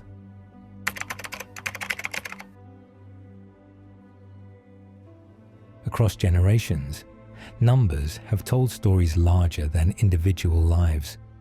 They are not only personal codes, but collective ones, and when repeated across the birth dates of entire cohorts, they reveal prophecies hidden in the unfolding of history. Mystics and numerologists alike have long observed that time moves in generational waves, each one carrying souls born with shared vibrations, destined to shape eras in specific ways. When we look closely, we begin to see that numbers do not only mark our birthdays, they whisper timelines of awakening written into humanity itself. In numerology, collective cycles are often tied to universal years, calculated by reducing the digits of a calendar year. For example, the year 2024 reduces to an 8, a vibration of power, responsibility, and material mastery. Every soul born in that year enters life under the umbrella of that vibration, carrying the lessons of 8 woven into their personal code. Generations stack upon one another like this, each carrying the imprint of the year and decade they were born. When many souls share similar numbers, a collective rhythm emerges. It is as though humanity itself is walking through a 9-year cycle, rippling through wars, renaissances, collapses and awakenings. Pause and reflect on recent history. The 1960s, reduced numerologically, carried vibrations of revolution and freedom. Souls born then often embody the energy of 5, restless, dynamic, craving change. The 1980s, steeped in the vibration of materialism and power, align with the 8 archetype, bringing forward generations tasked with learning how to wield influence responsibly. More recently, the children of the 2000s carry the vibration of new beginnings, seeding collective consciousness with the number 1. They are souls born not only to continue cycles, but to reset them, to break old structures and prepare the way for the Aquarian shift now unfolding. The idea of prophecy in numbers is not superstition. Even in mainstream sociology, researchers describe generational archetypes that echo in waves. Prophets, nomads, heroes, artists. These align closely with numerological cycles, suggesting that what mystics have intuited is also reflected in patterns of collective behavior. Carl Jung spoke of archetypes not just within individuals, but within cultures. Numerology simply gives those archetypes numbers, revealing when they rise and when they dissolve. When you look at your own birth date, you see your personal path. But when you place it within the larger cycle, you see how your lessons connect to a collective destiny. Souls born under mirrored years, such as 1919 or 1999, carry energies of completion. Those born under repeating digits, like 2002 or 2022, amplify lessons of duality and balance. These patterns suggest that humanity is not wandering blindly, but moving through timelines encoded with purpose. The numbers whisper prophecy, not of fixed events, but of themes, opportunities, and awakenings that return again and again until they are embraced. The ancients knew this. The Mayas' long count calendar was not merely about marking days, but about mapping collective cycles of rise and fall. The Hebrew Kabbalists saw history itself as unfolding according to numerical patterns hidden in Scripture. Even today, astrologers and numerologists track the resonances of years, noting when humanity enters a universal cycle of endings or new beginnings. Your birthday, then, is more than your own. It is a thread in a tapestry of generations, a code that not only shapes your journey, but contributes to the collective rhythm of humanity's awakening. And when enough souls awaken to their numbers together, history shifts. Prophecy is fulfilled not by gods descending from the heavens, but by ordinary people remembering that their lives are part of a greater pattern. Every number carries a promise, but also a warning. The ancients never separated one from the other. To them, a number was not purely a symbol of light. It was a force, and every force has polarity. In the same way that fire warms and destroys, that water nourishes and drowns, numbers carry both their luminous gift and their shadowed burden. To understand only one side is to misunderstand the whole. This is why every code, including your birth date, must be read as a spectrum, a vibration that can express itself in harmony or in distortion, depending on how you live it. Take the number 1. In its light, it is independence, leadership, courage to walk alone. But in its shadow, it becomes arrogance, isolation, and domination. 2. In its light is harmony, cooperation, sensitivity to others. In its shadow, it dissolves into dependency, passivity, and fear of standing alone. 3 shines as creativity, joy, and expression. But in shadow, it becomes vanity, gossip, and wasted energy. 4 builds strong foundations, discipline, and order. Its shadow is rigidity, limitation, and a prison of routine. Pause and notice how this pattern unfolds. Every number offers both a path upward and a weight downward. 5 opens freedom, adventure, exploration, but in shadow it falls into chaos, recklessness, and addiction. 6 nurtures, heals, creates family and harmony, but it can also smother, control, or sacrifice itself into martyrdom. 7 seeks truth, wisdom, and spiritual awakening, yet in shadow becomes mistrustful, withdrawn, or lost in illusions. 8 carries power, mastery, abundance, but its shadow is greed, manipulation, and abuse of authority. 9 completes cycles, expresses compassion, and serves humanity, but when distorted it falls into exhaustion, victimhood, and self-denial. The lesson is not to fear the shadow. The shadow is necessary. It is the friction that sharpens the soul, the contrast that reveals what must be learned. Carl Jung taught that the shadow is not an enemy, but a part of the psyche that must be integrated. Numerology carries the same truth. To deny the shadow of your number is to let it rule you unconsciously. To acknowledge it is to transform it into strength. The ancient mystics knew this, which is why they taught numbers as initiations rather than labels. Every digit was both a gift and a test. Your birth date then is not a guarantee of success or a sentence of failure. It is a mirror. The light shows you what you can embody at your highest. The shadow shows you what you must confront to reach that light. Both are sacred, both are necessary. Without the shadow, growth would never occur. Without the light, hope would never guide you. When you see your numbers, ask yourself not only, what gifts do I carry? But also, what shadow am I called to transform? For in that question lies the heart of the journey. Your code is not a judgment. It is an invitation to embrace both sides, to walk through the valley and climb the mountain, knowing that only in balancing the two does the soul truly awaken. Mystics across the ages have spoken of a truth that modern science is only beginning to rediscover, that mathematics is not just a tool invented by humans, but the very language of the universe. To the ancients, math was divine, a tongue spoken by the gods to structure creation itself. The Greek philosopher Plato famously declared that God ever geometrizes, a statement that has echoed through centuries of esoteric thought. What he meant was simple yet profound. The cosmos is written in patterns, ratios, and harmonies, and to learn mathematics is to learn how the divine speaks. The Pythagoreans, who shaped much of Western numerological thought, regarded numbers as living beings, archetypes that gave order to reality.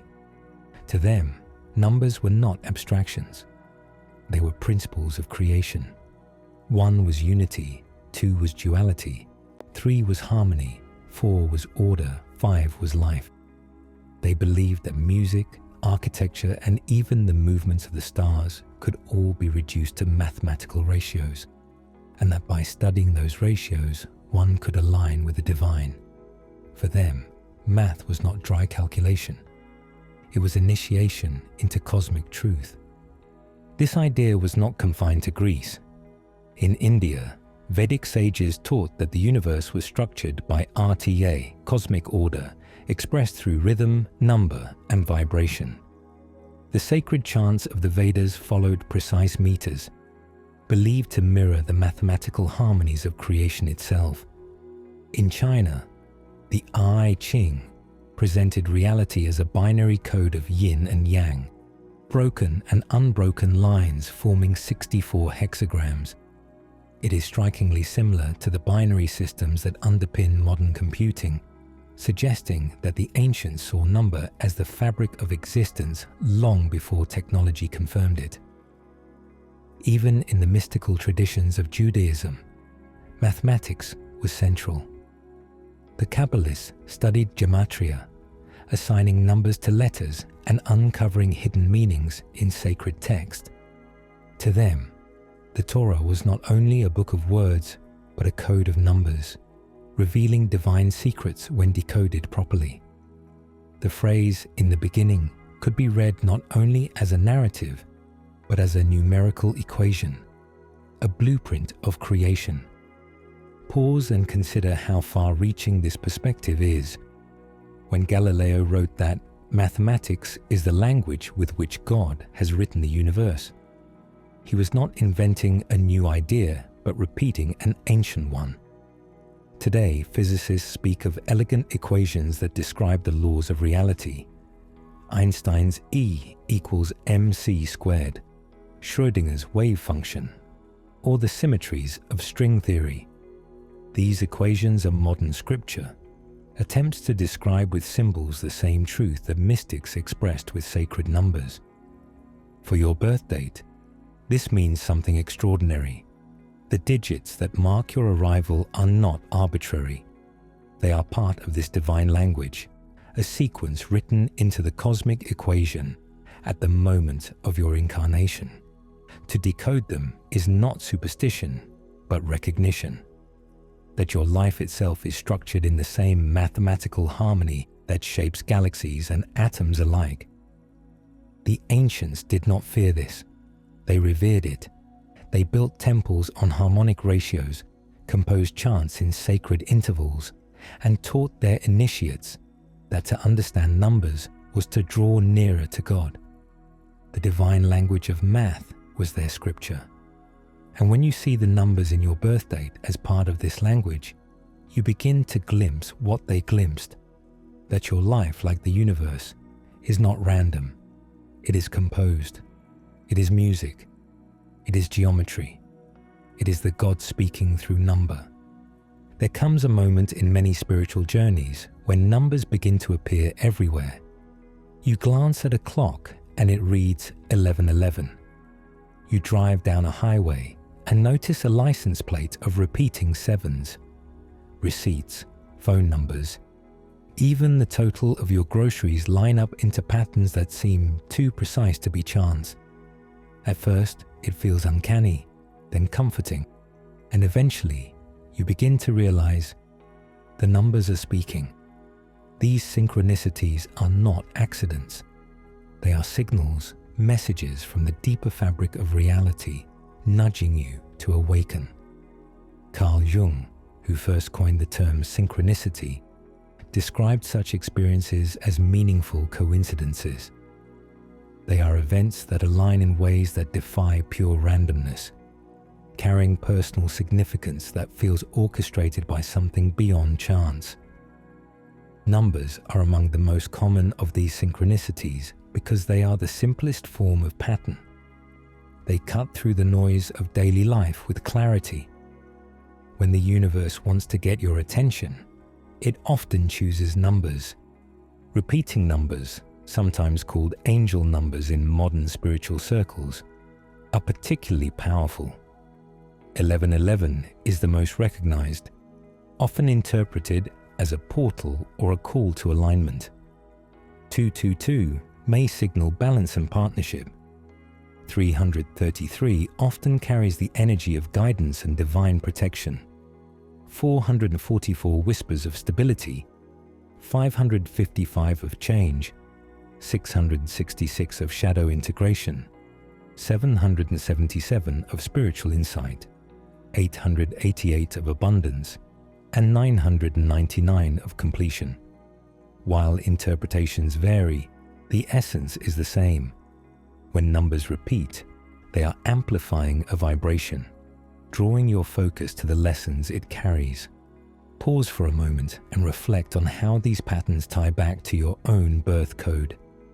The numbers that appear most frequently in your synchronicities often echo those already embedded in your birth date. If your life path number is 7, you may notice 7s repeating around moments of decision or awakening. If you carry the vibration of a master number, like 11 or 22, you may find those digits surfacing at thresholds in your life, beginnings, endings, or moments of profound shift.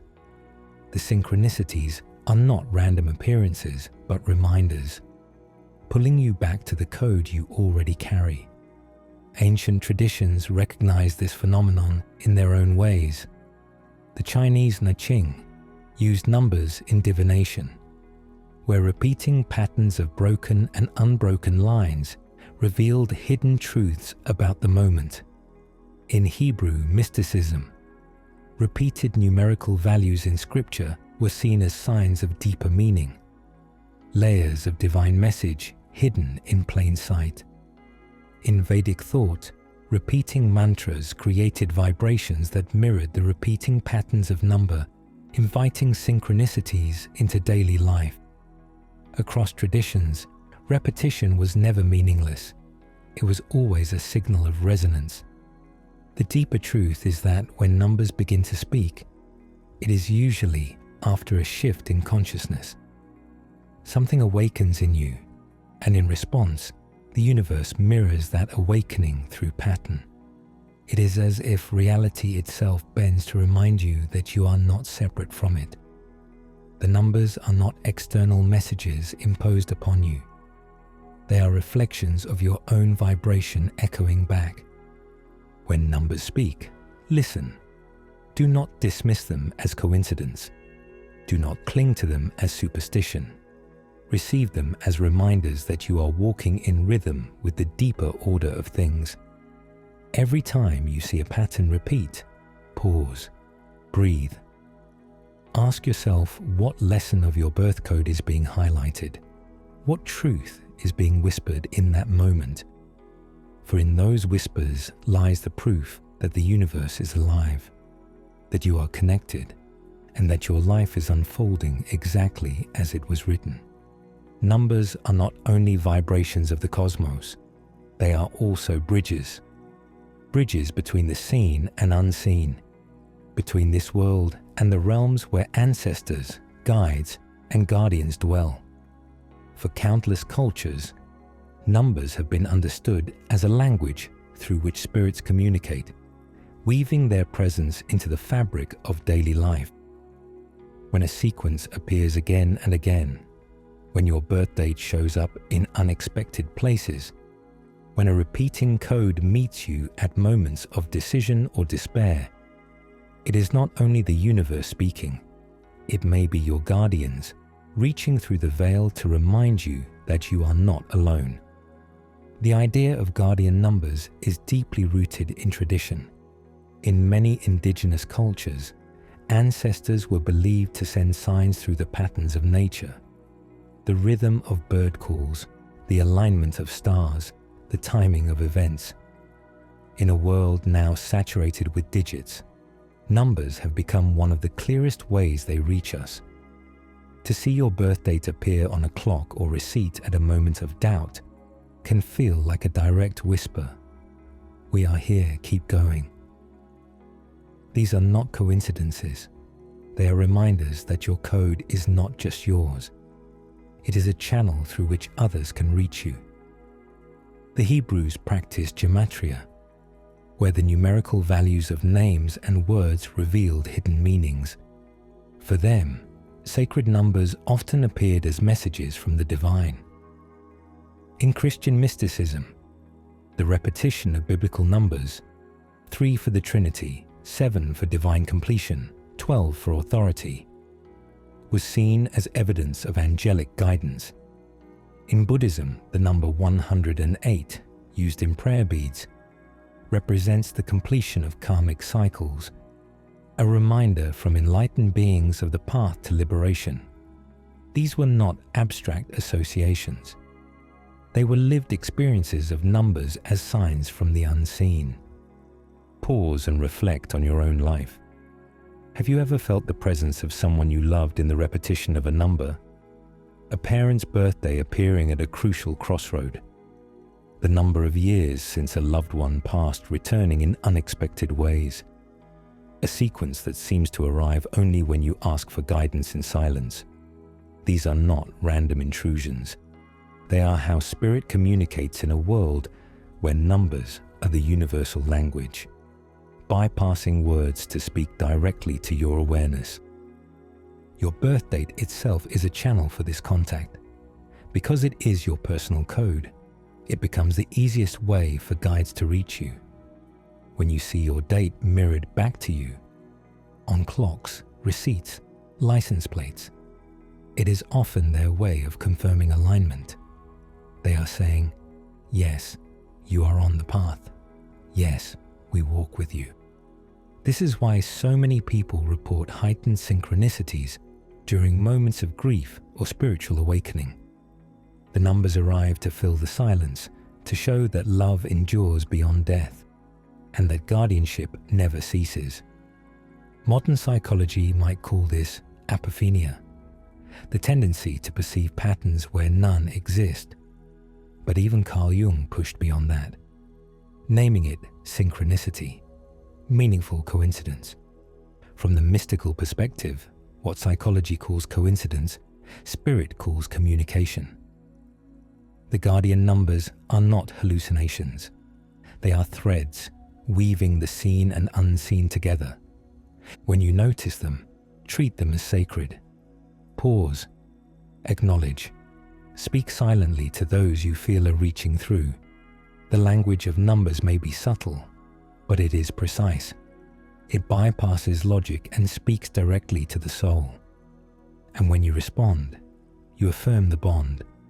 You remind yourself that your journey is not solitary, that your birth date is not only a code of destiny, but a door through which those who love you can still walk.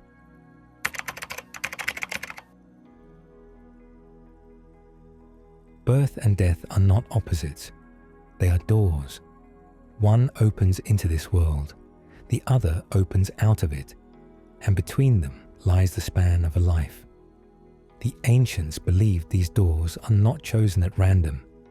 Just as the soul selects the moment of birth, it also participates in the timing of departure. And often, the numbers reveal this hidden symmetry. Across cultures and case studies, mystics and researchers have observed that dates of death frequently mirror or echo dates of birth. This is not coincidence. It is the hidden code of completion. In Hindu philosophy, the soul is described as entering life with prarabdha karma, the portion of destiny to be lived out in one incarnation. When the account is balanced, the soul departs. The Bhagavad Gita tells us, as a man casts off worn-out garments and puts on new ones, so the embodied soul casts off worn-out bodies and enters others that are new. The garment is not discarded haphazardly.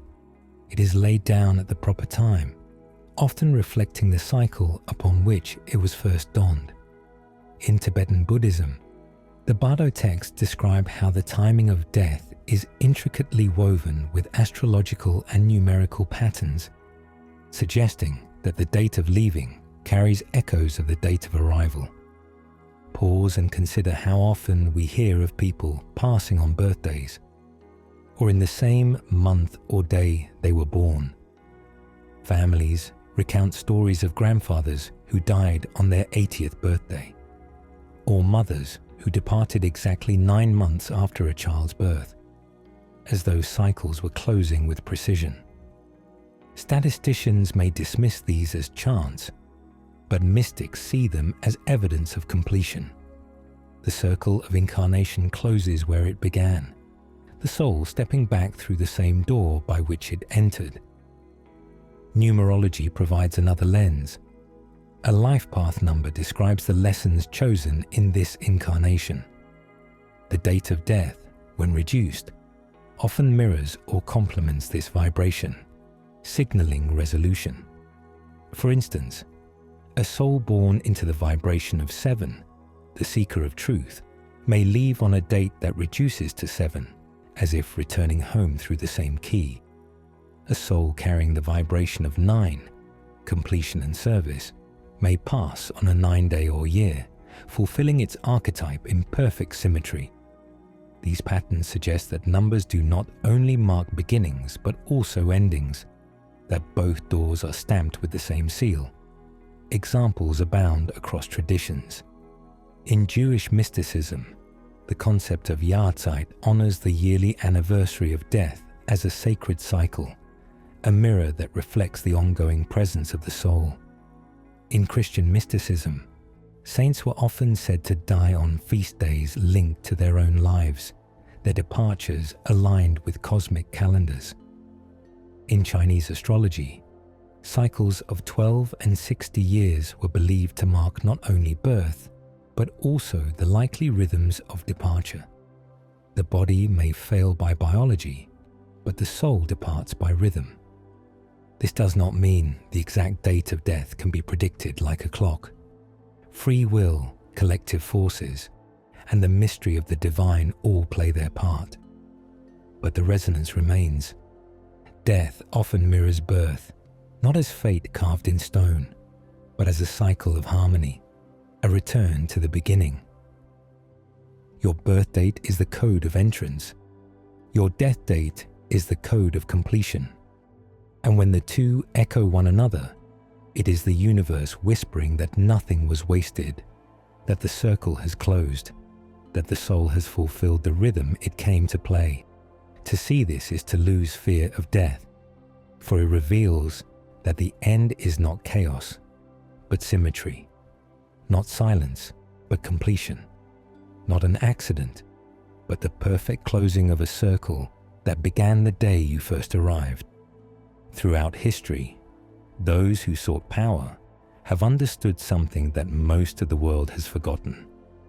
Numbers are not neutral. They are levers of influence, rhythms of destiny, and codes of alignment. Birth dates in particular carry weight, for they reveal the vibrations a soul brings into the world.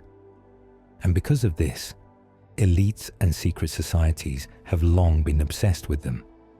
They study, record, and even manipulate these codes, convinced that numbers not only reflect reality, but can be used to shape it. In ancient Babylon, priests of the Chaldean order calculated rulers' destinies based on their birth dates, advising kings when to go to war or sign treaties. This practice carried into Egypt, where the priesthood of Heliopolis guarded the natal charts of pharaohs as state secrets. The date and hour of a ruler's birth were considered too dangerous to reveal, for they could expose weaknesses and cycles of vulnerability. In the Roman Empire, astrologers and numerologists served emperors, charting not only their own lives, but those of their enemies. To know an opponent's birth date was to know their rhythm, their karmic seasons of rise and fall. Secret societies of later centuries refined these practices.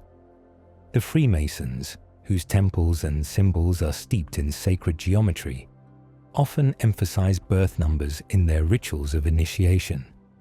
The Rosicrucians spoke of dates and cycles as keys to unlocking prophecy. Even the Jesuits, renowned for their intellectual rigor, studied mathematics and astronomy not only as sciences, but as occult tools of power, weaving them into strategies of governance and control. For these groups, numbers were not abstractions, they were instruments, and birth dates were among the most potent of all. Pause and consider the patterns that surface in modern times. Researchers of conspiracy have noted the clustering of world leaders, celebrities, and cultural icons born under repeating numbers or aligned astrological codes. Some notice that events of global significance occur on dates that reduce to specific vibrations, often tied to power numbers such as 11, 22, or 33. These are the master numbers of numerology, amplifiers of destiny, markers of intense energy. Whether by coincidence or by design, they appear again and again in the timelines of history. For example, the number 11 has been linked to pivotal events, from wars declared on dates that reduce to 11, to assassinations and crises echoing the same vibration. Skeptics dismiss this as pattern seeking, yet secret societies have always known that human consciousness is shaped by rhythm. To align events with certain numbers is to amplify their psychic impact. If a nation mourns on a date stamped with a master number, the grief resonates more deeply. If a leader is born on such a date, their presence carries symbolic weight before they even speak a word. The matrix of birth dates is not confined to rulers. It extends to cultural figures whose influence rivals that of kings. Musicians, artists, actors, their numbers are studied just as carefully. In occult traditions, it is believed that those born under certain vibrations are destined to carry influence in collective consciousness, whether for awakening or for control. By elevating such figures, elites can steer culture itself, subtly guiding masses through the hidden language of numbers. What does this mean for us? It means that birth dates are not trivial. They are studied, guarded, and sometimes manipulated because they matter. They reveal patterns that connect the fates of individuals to the tides of nations. They show how the personal and the collective weave together in a web of destiny.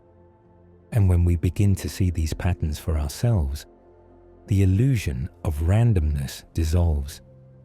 We begin to understand that history is not simply written by chance, but orchestrated by those who know how to read, and sometimes exploit, the codes. Your birth date, then, is part of this matrix. It is one thread in a much larger design. To see it clearly is not to fall into paranoia, but to awaken.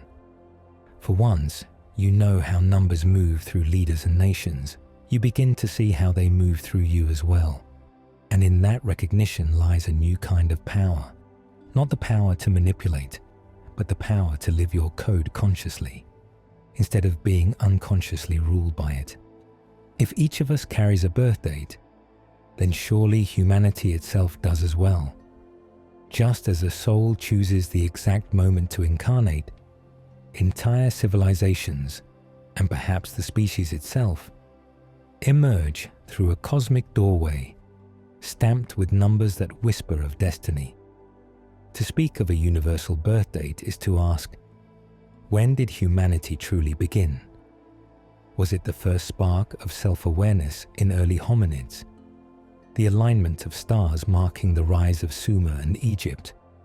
Or was it the great pulse of the cosmos itself, when our atoms were forged in the fires of ancient stars?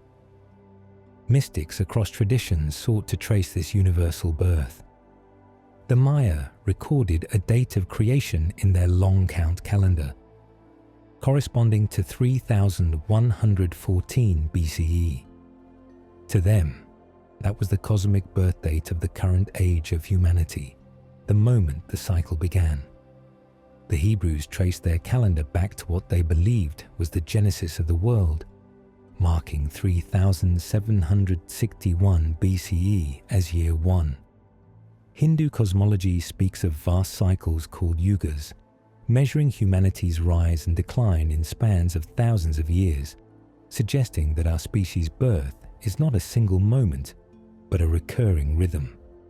Each tradition placed a number upon the beginning, declaring it sacred. Pause and let this perspective widen. If your birth date encodes lessons for your life, then the birth date of humanity itself must encode lessons for our collective path. Numerologists have attempted to reduce these collective dates into vibrations. The Mayan creation year, when reduced, resonates with cycles of transformation, endings, and rebirth. The Hebrew year 1 reduces to a vibration of 4, the builder, reflecting humanity's work of constructing civilization and order. Even the scientific estimate, placing the emergence of anatomically modern humans around 200,000 years ago, aligns with cycles of 2, duality and relationship, as if the very birth of our species was about the tension of self and other, individual and tribe. Generational numerology already hints at this larger pattern. Each decade carries a collective number, shaping the souls born within it. Times of upheaval often align with universal years of 9, endings and completion. Times of invention and rebirth align with years of 1. When humanity moves through these cycles together, the universal birth date whispers louder, reminding us that we are not random, but woven into a greater story. The idea of a collective life path suggests that humanity itself has chosen a curriculum. Our obsession with power may reflect a karmic 8. Our struggles with division may reflect a shadowed 2. Our yearning for wisdom and transcendence may echo the vibration of 7. If we are students of the numbers, then all of history is the classroom, and our species' destiny is the lesson plan. This does not erase free will. Just as an individual can resist or embrace their path, so can humanity. But the numbers point us toward a direction, a prophecy that we must eventually embody. The universal birth date is not about finding one fixed calendar year. It is about recognizing that humanity itself is living through a cycle, a collective life path that guides us toward awakening. And when enough of us begin to listen, we realize that our personal codes are fragments of a larger code, the one written for our species since the dawn of time. Across the world, more and more people are noticing numbers in ways they never have before. 1111 on clocks, repeating digits on receipts, license plates, and phone numbers.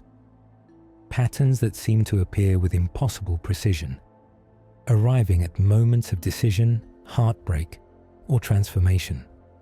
For many, this awakening to number patterns feels sudden, as if reality itself has begun speaking in a new tongue. But mystics would say it is not new at all. The numbers have always spoken. What is new is our ability to listen. In spiritual traditions, moments of collective awakening are often marked by an increase in synchronicity. Carl Jung observed this in the mid-20th century, noting that when consciousness shifts, coincidences begin to multiply, as if the inner and outer worlds start to mirror each other. Numbers are the clearest form of this mirroring, because they cut through ambiguity. Unlike symbols or dreams, numbers are exact. They strike the mind with clarity, impossible to dismiss once noticed. This is why they have become the language of awakening in our time. The deeper reason behind this surge lies in the transition of ages.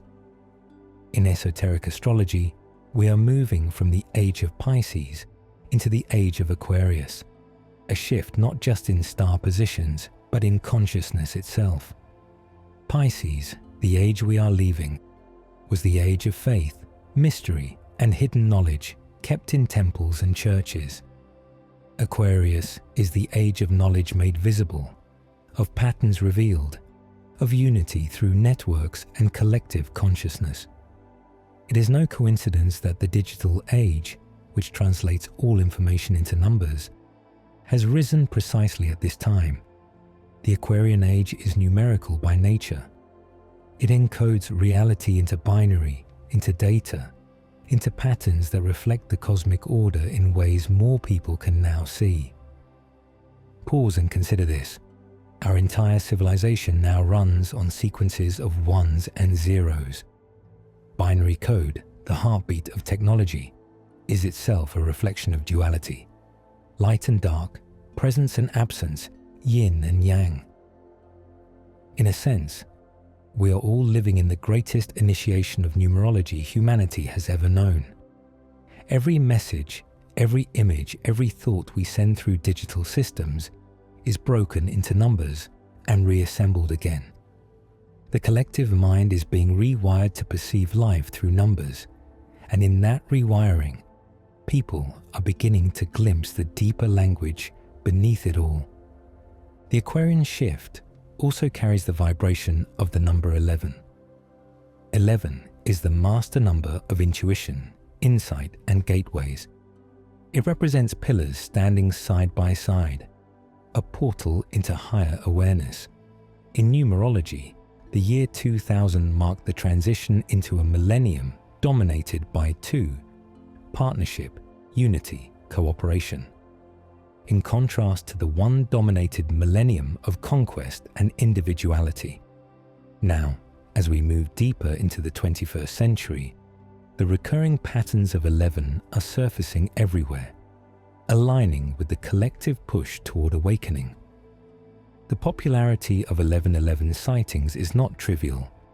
It is the signature of the Aquarian code, calling humanity to step into a higher octave of consciousness. This does not mean that everyone will awaken in the same way or at the same time. Just as in a classroom, some souls will grasp the lesson quickly, while others resist, but the numbers will keep speaking.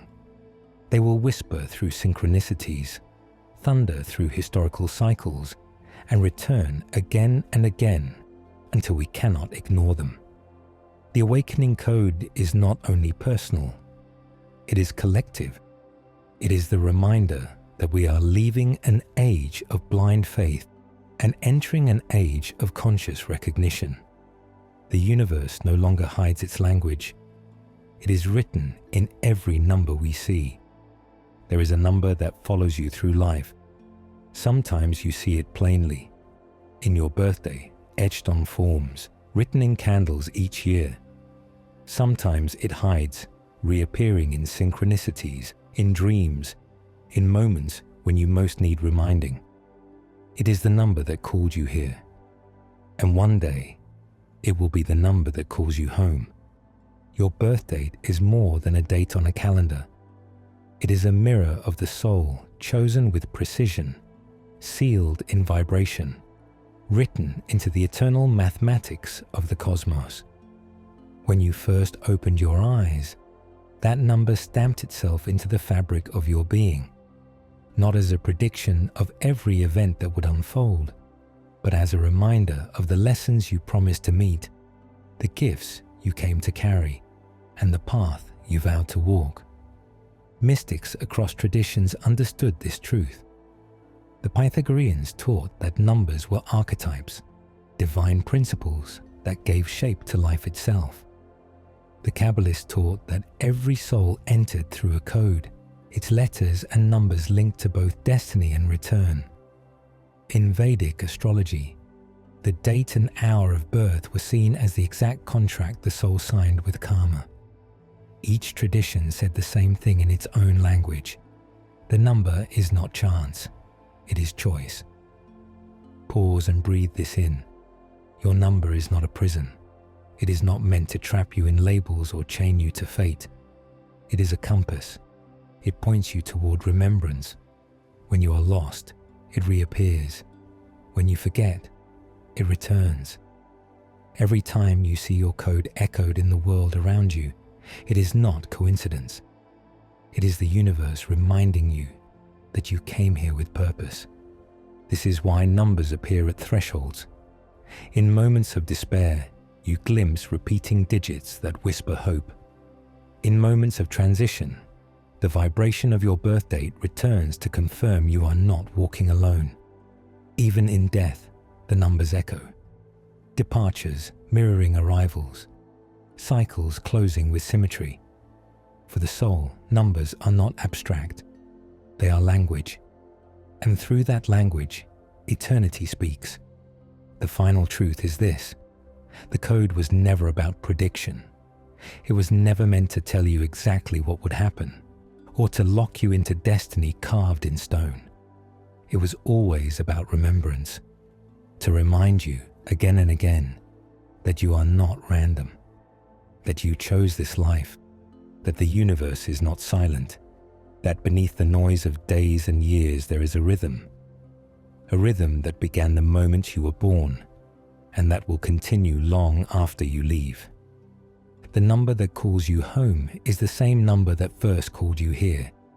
It is your reminder that you are eternal, that this life is a chapter, not the book, that you are part of a story written in the language of numbers, in the geometry of the stars, in the breath of the divine. And when you finally listen, you will hear what was always there. The code is not about knowing the future. It is about remembering who you are. Before you leave this moment, pause. Let the numbers you've heard tonight echo in you, because they are not random. They are reminders. If this journey stirred something in your soul, let it continue. Watch the other voyages we've created for you. Each one is a doorway, each one a key, waiting to unlock more of what you already carry within. And I invite you now to subscribe, to share this message with those who are awakening, to leave your reflection in the comments below. Because every thought, every question, every spark you share becomes part of this great awakening we are walking together. Like this video if it spoke to you, and let the algorithm of the world know that the hidden truths still matter, that souls like yours are remembering. This is more than content. This is a community, a family, a sacred voyage through time and memory, and your presence here is what keeps it alive. So watch, subscribe, share, and most of all, remember, you are never alone in this journey. Welcome to the Hidden Voyage. Welcome home. SoulWhisper and SoulCreator. The Hidden Voyage.